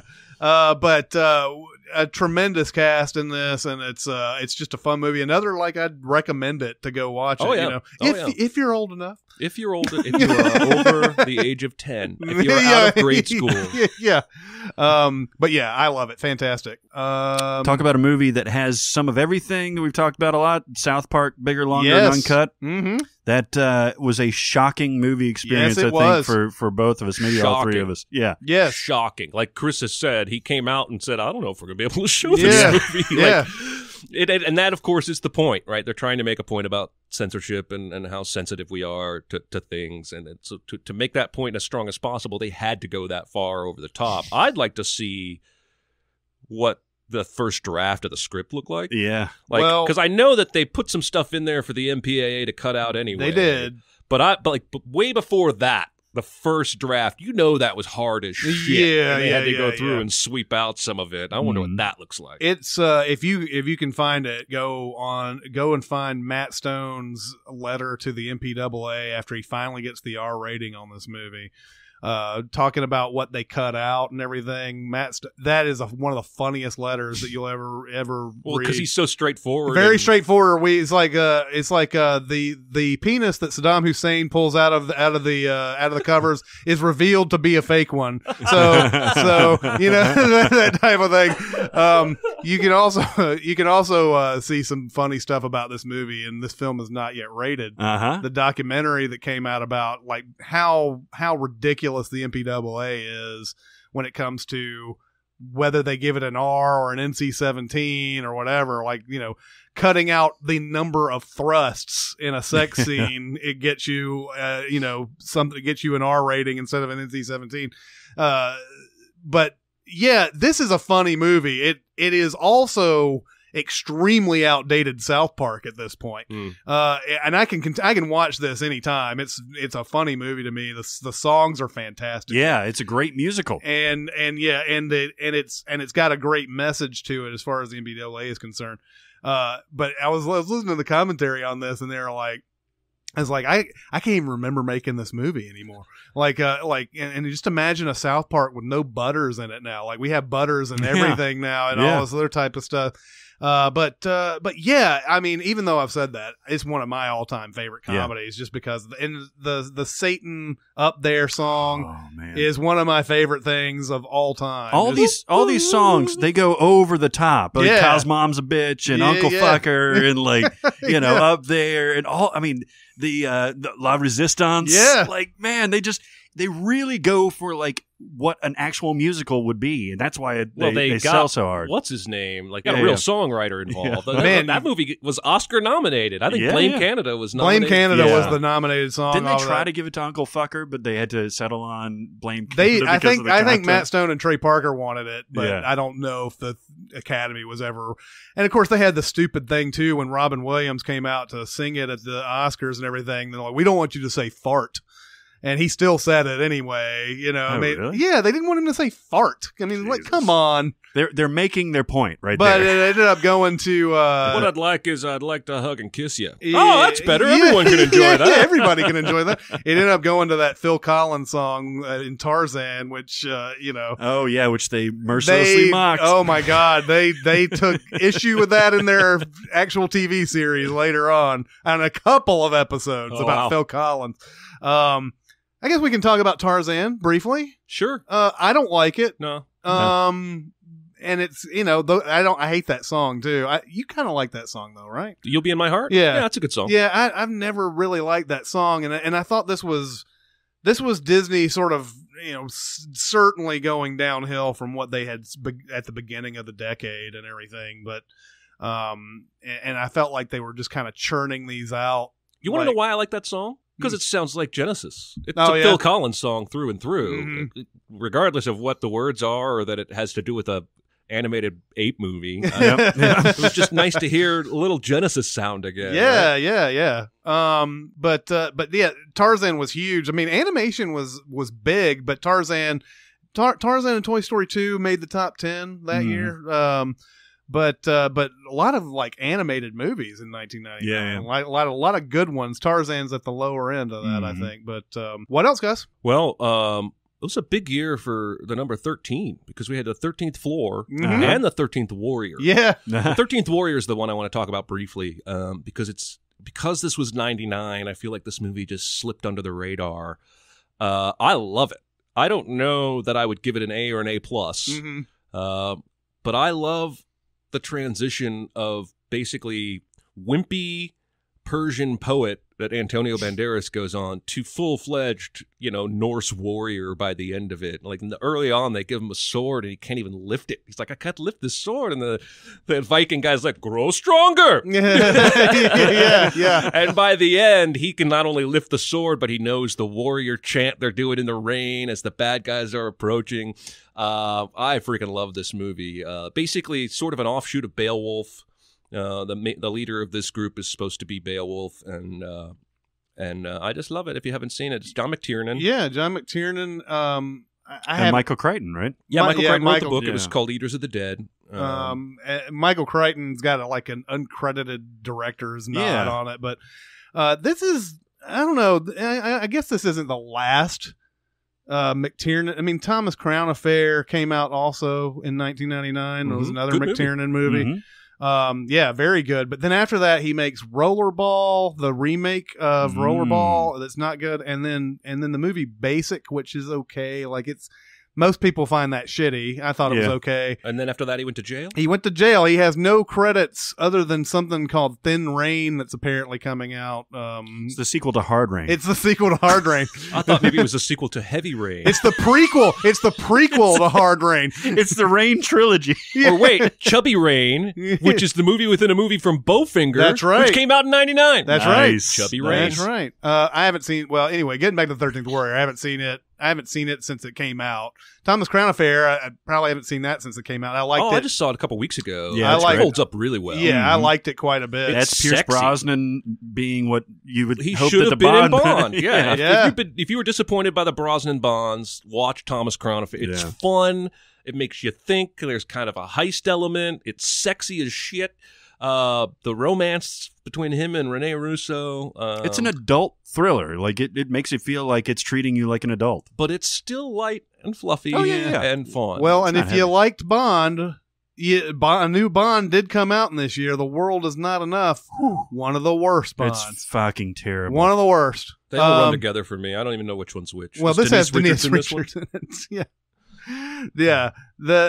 I remember you coming up to the booth one time. I was building this movie, and the world is not enough, because that's all they kept saying in the trailer. And I was like, it certainly isn't. And like it just Denise Richards in a Bond movie playing a nuclear physicist. That just That's like the Vivica Fox's character from One Independence Day to the other. Yeah, so she's like a stripper. And then what was she like? Now she's a doctor. Yes. She's Fully like medically trained. Yeah, she's like the actual head doctor in that movie, I believe. All right, let's get to it. Star Wars Episode 1, The Phantom Menace, came out, and it was the #1 movie box office wise. Man, what a trailer, though. Yes. That first full trailer for this movie had everything it needed to get me excited. That slow hovering ships over the grass. Yeah. That one line of Ewan McGregor sounding exactly like Obi-Wan Kenobi. Yep.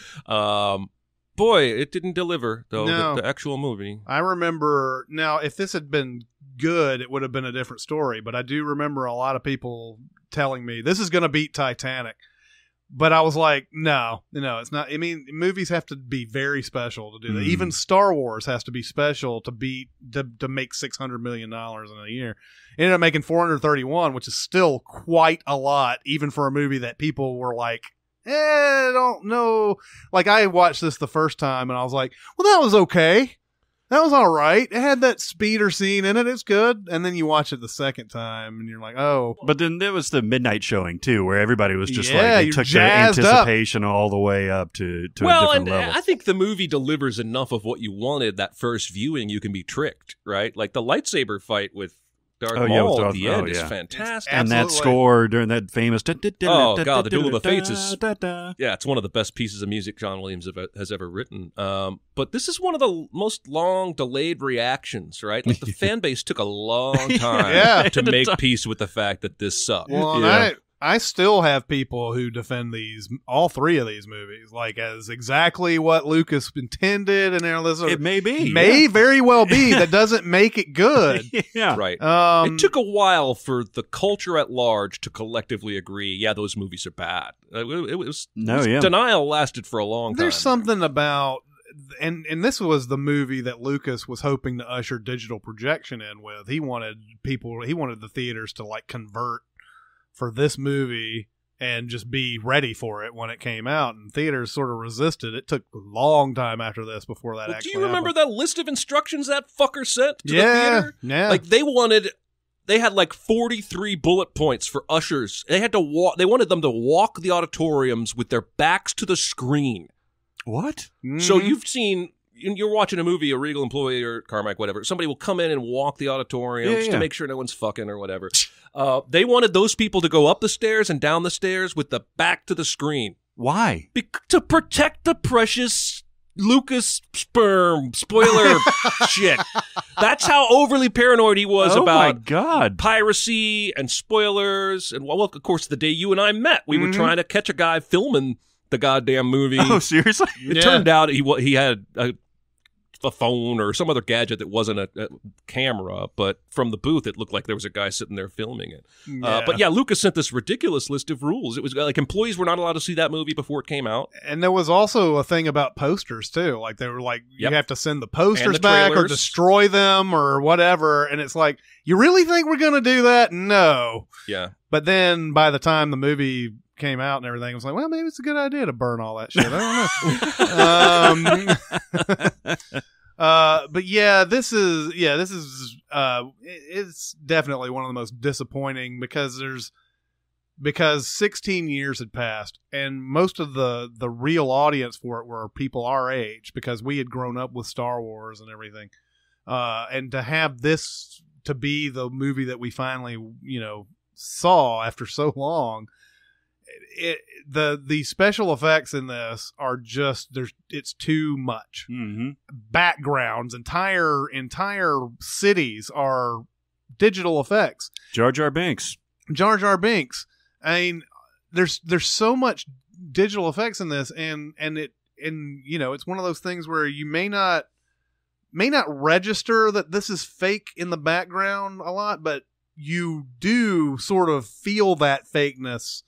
After a while, like there's something I'm not quite grasping onto here. There's something just wrong about what I'm watching. It's too cartoony. It's too whatever. But yeah, I saw an interview with Natalie Portman like a week ago where she said she did the Star Wars movies because she thought, well, these are timeless. I'll have something to show my kids, and then they killed me. Yeah. Because she didn't know when she signed up that they were going to. And she's like, now I don't want to torture my kids by having them watch mommy die. So. Yeah.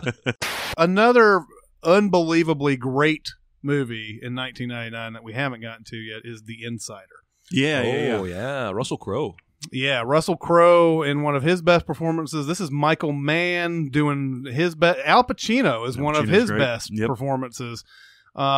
This is about the Brown and Williamson and the cigarette lot. Cigarettes basically keeping from people who smoke cigarettes that there's a chemical that goes to your brain that we put in these cigarettes so that you'll continue to want to buy cigarettes. Mm-hmm. And it's about him trying to work his way around this confidentiality agreement. Laying down that premise, it sounds like a boring ass movie. Yeah, it should be, but it's not. Yeah. It is intense. It's very much like a thriller. Yeah, all the way through this. This is how these stories like 60 Minutes get a guy like Jeffrey Wigand and try to get him to break his confidentiality agreement and try to protect him and all the stuff that the tobacco lobby is trying to do to this guy all the way throughout. Oh man, it's everybody's so good. Trying to screw him. Yeah, absolutely. The network and the Brown and Williamson. There is a scene in here with Bruce McGill, who plays the lawyer in this, where they're doing a deposition. And he's like sitting there like he's like trying to get Wigand to say it acts like a drug, doesn't it? It acts like a drug. And the tobacco lawyers are like, you cannot answer that question. And Bruce McGill gives the biggest dressing down I've ever seen in a movie, probably, where he's like, our client has rights here. He's like, oh yeah, you got rights. You got less middles. So what? You don't get to instruct anything in this court. He's like, what's that smoke off your face? He's like, this deposition position will be part of the record. It's going to be part of the record whether the hell you like it or not. And he's like, okay, Mr. Wygant, answer the question. Can you guys tell that Chris likes this movie? It is fucking awesome is what it is. Well, we, in my absence last week, you guys gave Out of Sight Best of 98. Thank you for that. Here's a $20 bill for both of you. There you go. But that was followed up by The Limey. Yes. Soderbergh had The Limey in 99, and if Out of Sight hadn't come along, we might be talking about The Limey as one of his best works in this era. And again, you want to talk about, like, this is your typical sort of, like, scorned, revenged man kind of angry type thing. But Terrence Stamp just owns this role. Yes, love he it so much. does. To end. Yes. He's Mike Ehrmantraut before Mike Ehrmantraut. Yeah, he kind of Really, is. with a little bit of an accent. Yeah. bit of an accent. Yeah. This movie is so cool to me because of the editing. The editing is so almost herky-jerky and everything. But they edit in a Terrence Stamp performance from 1967 to play old Terrence Stamp. Yeah. It's so awesome. Yeah, it is awesome. Soderbergh is at his, you talked about the height of his game, and he's so at the height of his game with this movie. And it's a very little scene movie, actually. Yeah. When it comes down to it. Now, most people, you talk about seeing The Limey, love it, but yeah, this is another one of those. Recommend, go out and watch this now. It's one of those great definitely. movies that sort of went under the radar. Peter for a lot of Fonda people. is a slimy motherfucker. Yes, he is. Yes, he is. Another sort of teen comedy that sort of transcended teen comedies. 10 Things I Hate About You came out in 1999. Yep. Introduced a lot of us to Heath Ledger and Julia Stiles, who's still one of my all-time favorite crushes, I think. But this is a really funny movie. Like it doesn't it goes for it a lot of times. It goes for some weird things every once in a while, and it's playing on what is the Shakespeare? It's Taming of the Shrew. Taming of the Shrew on this. It's playing on the Taming of the Shrew. Joseph Gordon-Levitt, super young Joseph Gordon-Levitt, yeah, who's trying to date the younger daughter, but can only date if Julia Stiles dates, right? And so they're trying to get Heath Ledger to date Julia Stiles, and everything. That's one of the preposterous things, like can't get anybody, well, mostly it's her. She doesn't date, she won't date anybody, but there's a scene in there where there's a bunch of people who are like, no, man. Yeah. I don't want to date Julia Stiles. She's got a reputation. Yeah. Of being hot. Of being smart. Yeah. Of being smart. Yeah. But yeah, it's a really funny comedy. It's very charming, I think. Yeah. Despite the paintball scene that I hate. Which is just sort of. Oh, yeah. The paintball scene is. Yeah. We paid for a song. We better come up with a date montage to use the song. It is great, though. It's such a great Heath Ledger performance. And when he's running away from the security guards, when he's doing the "I love you, baby," it's just high stepping and stuff like that. That's fun. It's very charming. All right, I think I will officially rapid fire now. Girl Interrupted came out in 1999. Angelina Jolie won the Oscar for this. And Winona Ryder is still pissed. Yeah. I didn't like this movie. I did like her performance. I didn't like this movie either. Yeah, the movie's not very good. A horror movie that I really like, Stir of Echoes, came out. Oh, so good. Yeah, it's a really good. It got caught up in all that Sixth Sense, and Stigmata came out around the same time, and all that other stuff. But Stir of Echoes was really good. Yeah, it's fantastic. If you're a horror fan, another movie that features the Rolling Stones song over and over and over again. We were talking about Fallen last week. Yeah. I love Fallen. Man, Yeah. I wish I could have been here for that. Yeah. Tim Burton's Sleepy Hollow came out. Do you guys hate this movie? I don't like it. I'm not a big fan of it. It looks good. I like it better than most people. I mean, it's a middle of the road Tim Burton movie for me. Yeah, I wouldn't tell too many people that. It's not terrible, but it's not. Yeah, good. it's definitely not a terrible movie, but I could do without watching it. Notting Hill came out. That's everybody who has ever been on a date has had to watch this movie. She's All That was sort of a departure for Miramax as they started making these type of movies. All of a sudden, they were usually just made Oscar movies, but they started making this. We briefly touched on Cruel Intentions. I don't like this movie like a lot of people do. No, I don't think the movie's any good. I just think all the males who saw that kiss. Yeah. could think of nothing else when they came out, and it just became this movie everybody thought of highly. It's got, actually, I think a lot of preposterous performances in it. A lot of people are a little too far over the top. Yeah. Like Selma Blair. Yeah. You can't look like Selma Blair but have the understanding about sex that a 4-year-old has. It's just not possible. Sarah Michelle Gellar gives she goes for it in this performance. Though, yeah, so she does. But it's a little play on Dangerous Liaisons, which is a much better movie if you want to watch that. For sure. And then there's some directors who made some sort of departure. Any Given Sunday, Oliver Stone. Fuck this movie. Yeah, exactly. Yeah, it's so. Oh my God, this movie's famous for the. My name is Willie Bean. Yeah. I got the girl's cream.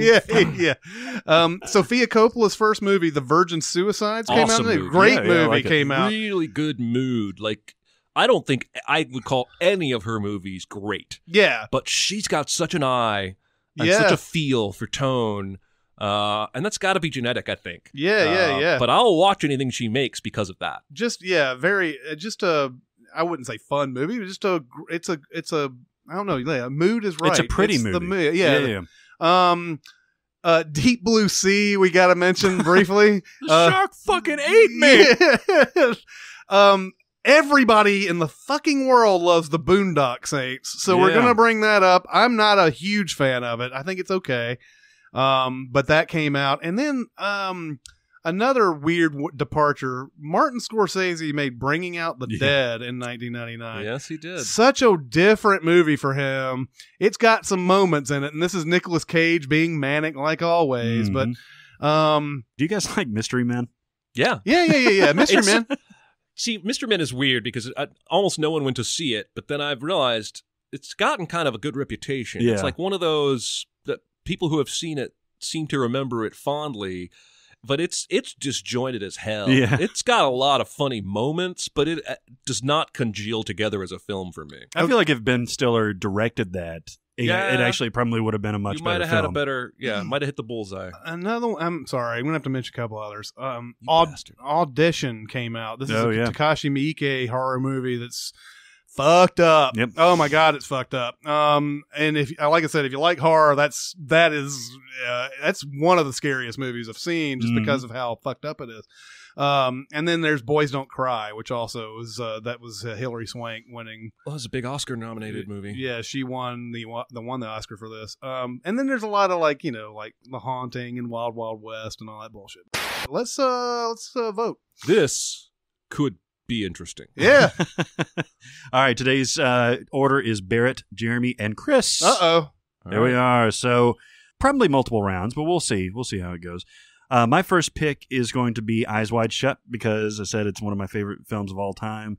I think Kubrick ends up just hitting it out of the park, but slowly, and it's a slow build both during the movie and then after you watch it. So that's my pick. You just like boobs. There's a lot of boobs in this film. There's a lot of boobs. There's a lot of boobs. And you like them. Yeah. Okay. I'm going The Matrix. Not a lot of boobs in this movie. My favorite movie of all time, holds up really well, makes you think. Solid performances, and the movie delivers everything you want. It delivers a high concept premise, humor, action, innovation, and of course they built the sets. So, The Matrix, my pick. I don't think I'm still even. I don't have as strong as a number one as you guys do because I look at this and it's just insane how many things I have to pick in this. But I guess I'll go with movie I've seen more than any of them all out of this group, and that's going to be The Sixth Sense. Oh, wow. The Sixth Sense it's very rare for a movie to have that, and we were talking about this earlier. It's very rare for a movie to have a surprise ending, yet still be good without the surprise ending. And it was a magic trick what he pulled on this movie, and and that's really no disservice to any of the movies that I didn't pick here because we're going to go multiple rounds. I'm pretty sure we'll hash it out. We're just talking. But I can't put Eyes Wide Shut and The Matrix over that movie. Yeah, no, that's a good point. No one's asking you to. Yeah. All right. My second pick is American Beauty. Okay. Wow. I think it's a perfect little chunk of that era. I think Spacey's performance, Annette Bening's performance, which we didn't really talk about that much, is just absolutely brilliant. Oh, she's great. I mean, just her story over the course of being just this, go-getter wife and everything, and then all the way to where she's in disaster mode by the end of this movie. Yeah, absolutely. And it's great. It's my pick. My second pick is The Iron Giant. Mm-hmm. This is one of the few movies I will call flawless. There's nothing wrong with it at all. And if you think there is, I will meet you out front and punch you in the face in 5 minutes. Mm-hmm. I just watched this movie like 3 days ago. It's been running on Showtime or HBO, one of them, and I flip to it every time I get the chance. My wife and I quote this movie regularly when Mansley is hounding the kid because he knows the kid has a giant friend, but he hasn't seen it yet, and he's like always popping out. And he's like, "Where you going? Where you going? Where you going?" And at the very end of it, the kid's like, "I'm going out." Whenever my wife is leaving the house and I didn't know she was going anywhere, I'm like, "Where are you going?" She'll go, "I'm going out." Love this movie like it's a person. Iron Giant, number 2. We're going to go 3 rounds at least now, because I'm going to pick The Insider as my second pick. Wow. We got this at the very end of our discussion, and I was just like, how the fuck did we miss this one? And I've seen this a million times too, even though it's like 3 hours long and everything. It's so freaking good, though. It is great. And so I'm going to pick The Insider. Christopher Plummer's really good. Yes, he is. Yeah. He played Mike Wallace in this. Yeah. And I think Pacino often overshadows him when people talk about this movie, but he's so solid. Yeah, he's very good. Especially the scene where Gina Gershon is like keeps saying Mike, and he's like Mike, try Mr. Wallace. Yeah. I mean, this is just an unbelievably excellent movie and an excellent year. So go on. Jesus. I have to go Fight Club as Okay. number 3. I mean, that's I got to stick with my target here. This is pretty absurd. Yes, it is. Yeah, we're going to have to do some calculus to figure this out. We haven't repeated enough. That's how amazing this year is. It's whatever is going to have the lowest score, though. So, Yeah. so that's what we're going to go for. My third pick is Galaxy Quest. There's something about sci-fi that helps keep a movie from aging, right? But I feel like this is timeless, and it's because Star Trek is timeless. They're about to do a new Star Trek show. We've got a new cast in the movies. I feel like this movie is going to play for the next 30 to 50 years really well. One of the questions we debated for using today, we may use it, was about best ensemble casts, and I separated mine by chemistry. Mm-hmm. Galaxy Quest, those actors have such great chemistry in this movie. They play off each other so well, and you would never expect Tim Allen and Alan Rickman to have good chemistry, but it plays so well. So that is my pick. This might solve it. I don't know. We'll see. I'm going to pick The Matrix as my third. All right. Holy shit. So I think that The Matrix think it won. may have won it with that. Holy shit. Yeah, I mean, that's the only one with There 2. is no spoon. Like, we did it. Like, the only thing I think we could do is go into a 4th round and pick the same movie in the 4th round. Yeah. And that would somehow do it. But, This is the only repeat, so The Matrix wins. yeah, so There it is. Man, the last 2 champions I'm really on board with. Yeah, right. Out of Sight and The Matrix are both in my top 5. That would have been my next one, though. Yeah? Well, Yeah. and my next one would have been American Beauty. and really, there's just honestly, it's one of those years that I don't think I would have been hurt if American Beauty or Fight Club or any of these movies. Yeah. I don't think any of these would have been painful. I mean, the Yeah. only thing that would have been painful is if somehow Bicentennial Man. Bicentennial Man got in there. Drop Dead Gorgeous. Yeah, Drop Dead Gorgeous. That's like the most Christopher Guest movie without Christopher Guest. Yeah. Like round 56, like, oh well, we've mentioned the world is not enough more than any of these. So Chris has grown a full beard. By the yeah. We end up giving it to Never Been Kissed. Yeah.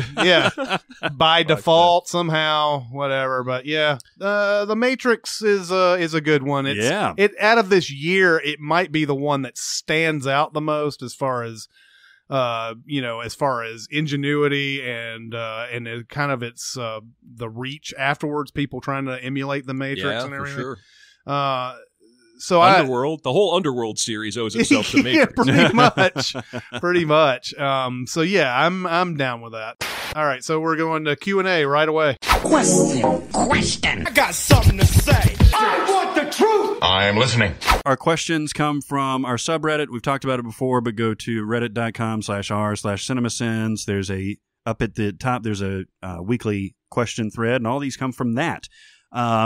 First question is, do you have a favorite heist or crime movie? And I think we're all into that genre. I'll just start on mine. One that came out, I believe it was 2006. It's a Spike Lee movie, which is very... This ain't no bank robbery. Yeah. This is a very strange Spike Lee movie by his standards. But it's Inside Man, and it's Clive Owen and Jodie Foster and Denzel Washington. And man, it's really smart. It's really cool.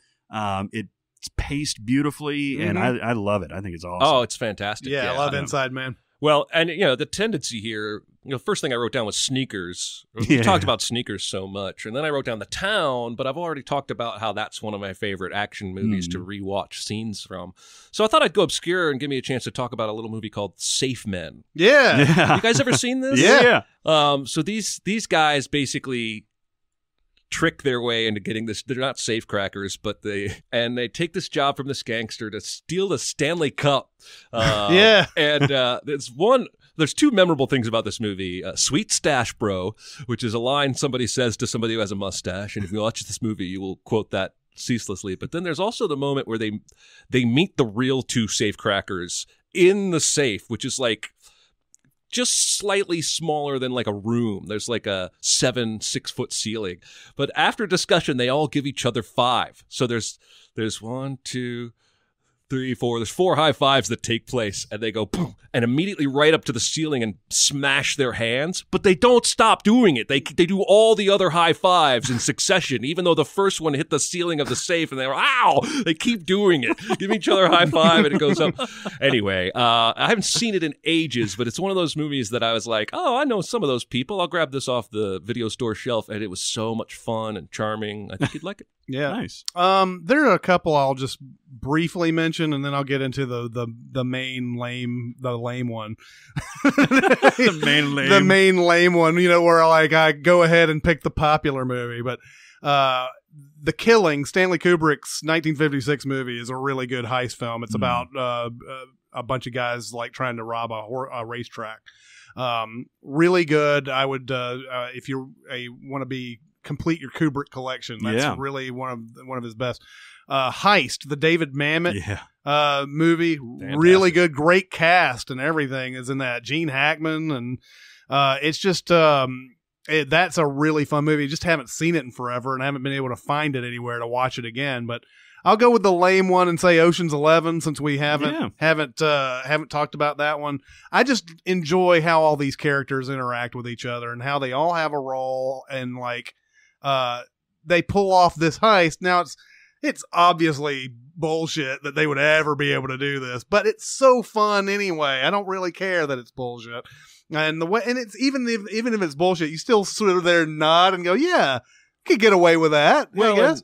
One of the undertalked parts about that movie that's fantastic is the score. It's almost carved out its own genre, right? Because now if you go to like stock music websites and you're looking for something, you type in Oceans and you can find dozens of stuff that sounds like Ocean's 11 heist music, but it's a perfect kind of music for a heist movie. Yeah. I think actually one of the underrated parts of that movie is Brad Pitt's performance. Yeah. I mean, he should be like 300 pounds by the time, all the stuff that he's eating. Yeah. But I think he's such an integral part to it, and he kind of gets shoved aside with the Matt Damon's character and Clooney and all those other guys. I just love how it's not just the heist; it's everything. Even while they're completing this heist, Pitt is sort of doing some misdirection with Andy Garcia and everything on the phone. They think they got him, and everything is misdirection. It's a big magic trick that they're pulling off. Basically, it's like a better Now You See Me.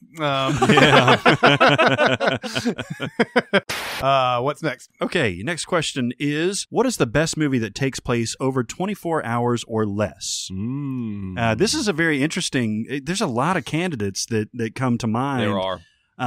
For mine, I take The Breakfast Club, actually, because that really reaches in and explores all these different, of course, they're all caricatures of different high school cliques and everything like that.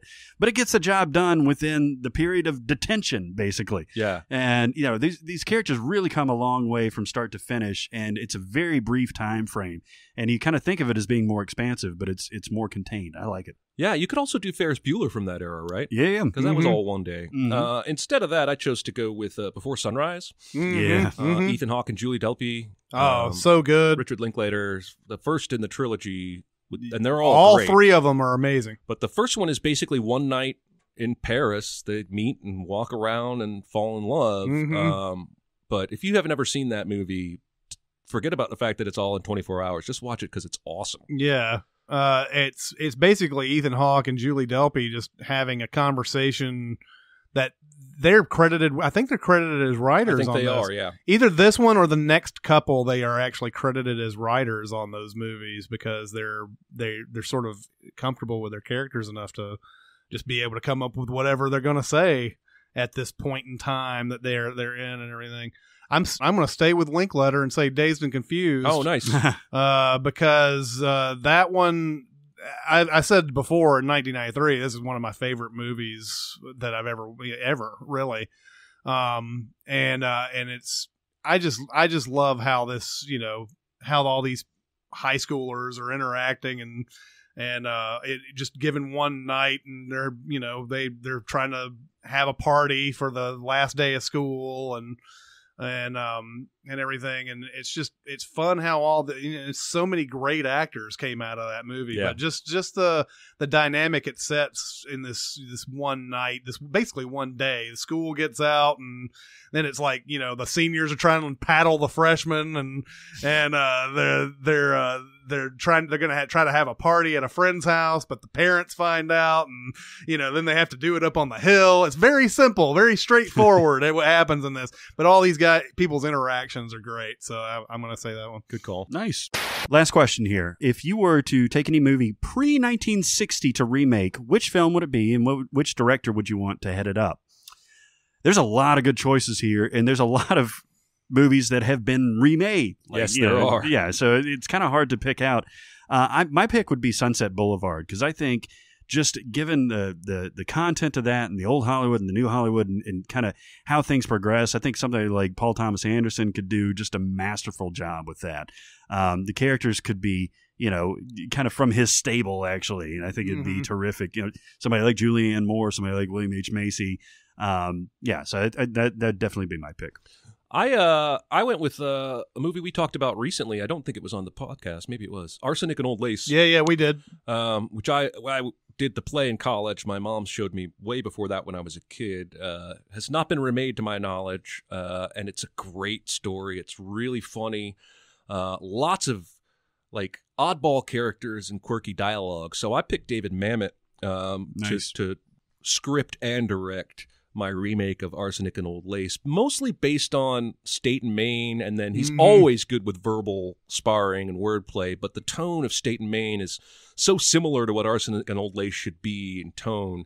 I think he'd do a great job. So that was me. Yeah, well, we had talked about it because we were doing the directors at the height of the power, and I brought up Frank Capra. That's right. The one that I came up with is Mr. Smith Goes to Washington, mainly because I feel like our perspective of politics has changed so much since 1939.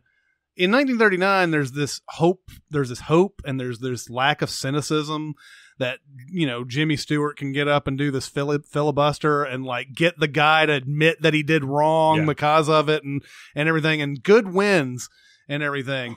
I feel like now politics are such a different animal that maybe we make Mr. Smith not so good of a character this time. Maybe we get somebody who does fall to the corruption. Maybe we make him Mel Gibson and he impales someone on the American flag. Maybe. Exactly. Just like The Simpsons did. Unfortunately, The Simpsons does have a parody of that. But no, like somebody who is maybe not so idealistic or goes in idealistic and changes throughout the movie. And I thought David Simon would be. He's not a director. He creates TV series, and he's sort of the headmaster of The Wire and all this other. So Simon's not a director. Like, there's a lot of people in The Wire that have done movies before, like Ernest Dickerson and I think Tim Van Patten did a lot of other HBO shows and everything. When you look at the actual movies, some of the directors of The Wire have done, they're not great movies. Ernest Dickerson has Juice, and he's got Surviving the Game. So I maybe lean towards him, but somebody in that Wire tree, I think, could do a movie like this where we're actually delving into the intricacies of politics today, and everything, and that's how I think a Mr. Smith Goes to Washington would be, because everything's changed. That's the main thing for me is we don't want to just remake a movie because it can be remade. We want to make it something somewhat new and for a new generation that makes sense. Yeah, there's a reason why we're changing the things that we're remaking this movie. Maybe we have a different perspective than we did. You can't have cockeyed optimism. Just run up to Capitol Hill now. Yeah, exactly. Well, that's going to be it. That's a heavy ass show, even though we didn't have a main topic. Well, that just goes to show how 1999 is and why we decided to do it for a whole episode. Yeah. But that will be it. Just keep going to SoundCloud, giving us your comments and telling us how we're doing. But that'll be it for this week. This is Chris Atkins and Jeremy Scott and Barrett Scherer. We'll see you next time. Thanks for listening. Comment on our episodes on our SoundCloud page. Check us out on YouTube, Twitter, Facebook, and Reddit. And be sure to visit CinemaSins.com.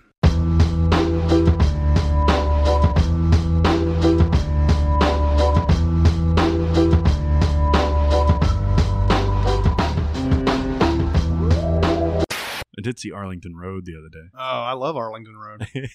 It's a movie that gets much better as it goes on. I love it. It starts off pretty shitty. Yeah, that's sort of what what Keeping Up with the Joneses or whatever, that Zach Galifianakis movie. It's kind of a play on that because it's. I wonder if the neighbors are evil or whatever. Yeah, Arlington Road is like, yes. Yeah, they're evil as fuck. Yeah, you guys talking about Arlington Road without me? No, he was like, I could talk up 30 minutes about that movie. Do you like it? I do like it. I rewatched it, and it starts off real slow for me, but then that it's pretty preposterous, but I like it a lot. But I mean, that opening shot of the kid walking down the road with his thumb missing, it's just like, Jesus, this is where we start. Yeah, this is the beginning. Where she's just like, blah blah blah blah blah blah blah blah blah blah. Okie dokie, pig in a pokey. That's a Gordy reference, right? I don't know, but for whatever reason, I took to saying it, even though I don't know the reference. One of the funniest motherfuckers I've ever known, just because he wasn't afraid to say anything.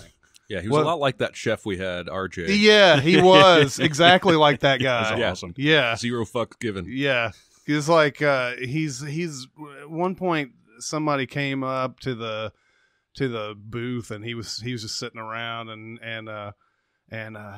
he said something about, I don't know, he's like, hey man, you never do that. It's almost like the Joe Pesci thing in Lethal Weapon 3 where he's like, they fuck you through the drive-thru and all that. He's like, don't ever do that, man. They fuck you. And he's like, I got fucked. He just all right. So there's 99 love balloons, and there's also the song 99. I had an aunt and an uncle that sent my brother and I a birthday card with $1 in it all the way up until we were 18. Oh my God. And at some point it just got funny. Yeah. So we started like treating that dollar like it was more special than other dollars. What am I going to spend this year's birthday dollar on? Mm-hmm. Oh my God. You get a sweet tea from McDonald's with that. Yeah, absolutely.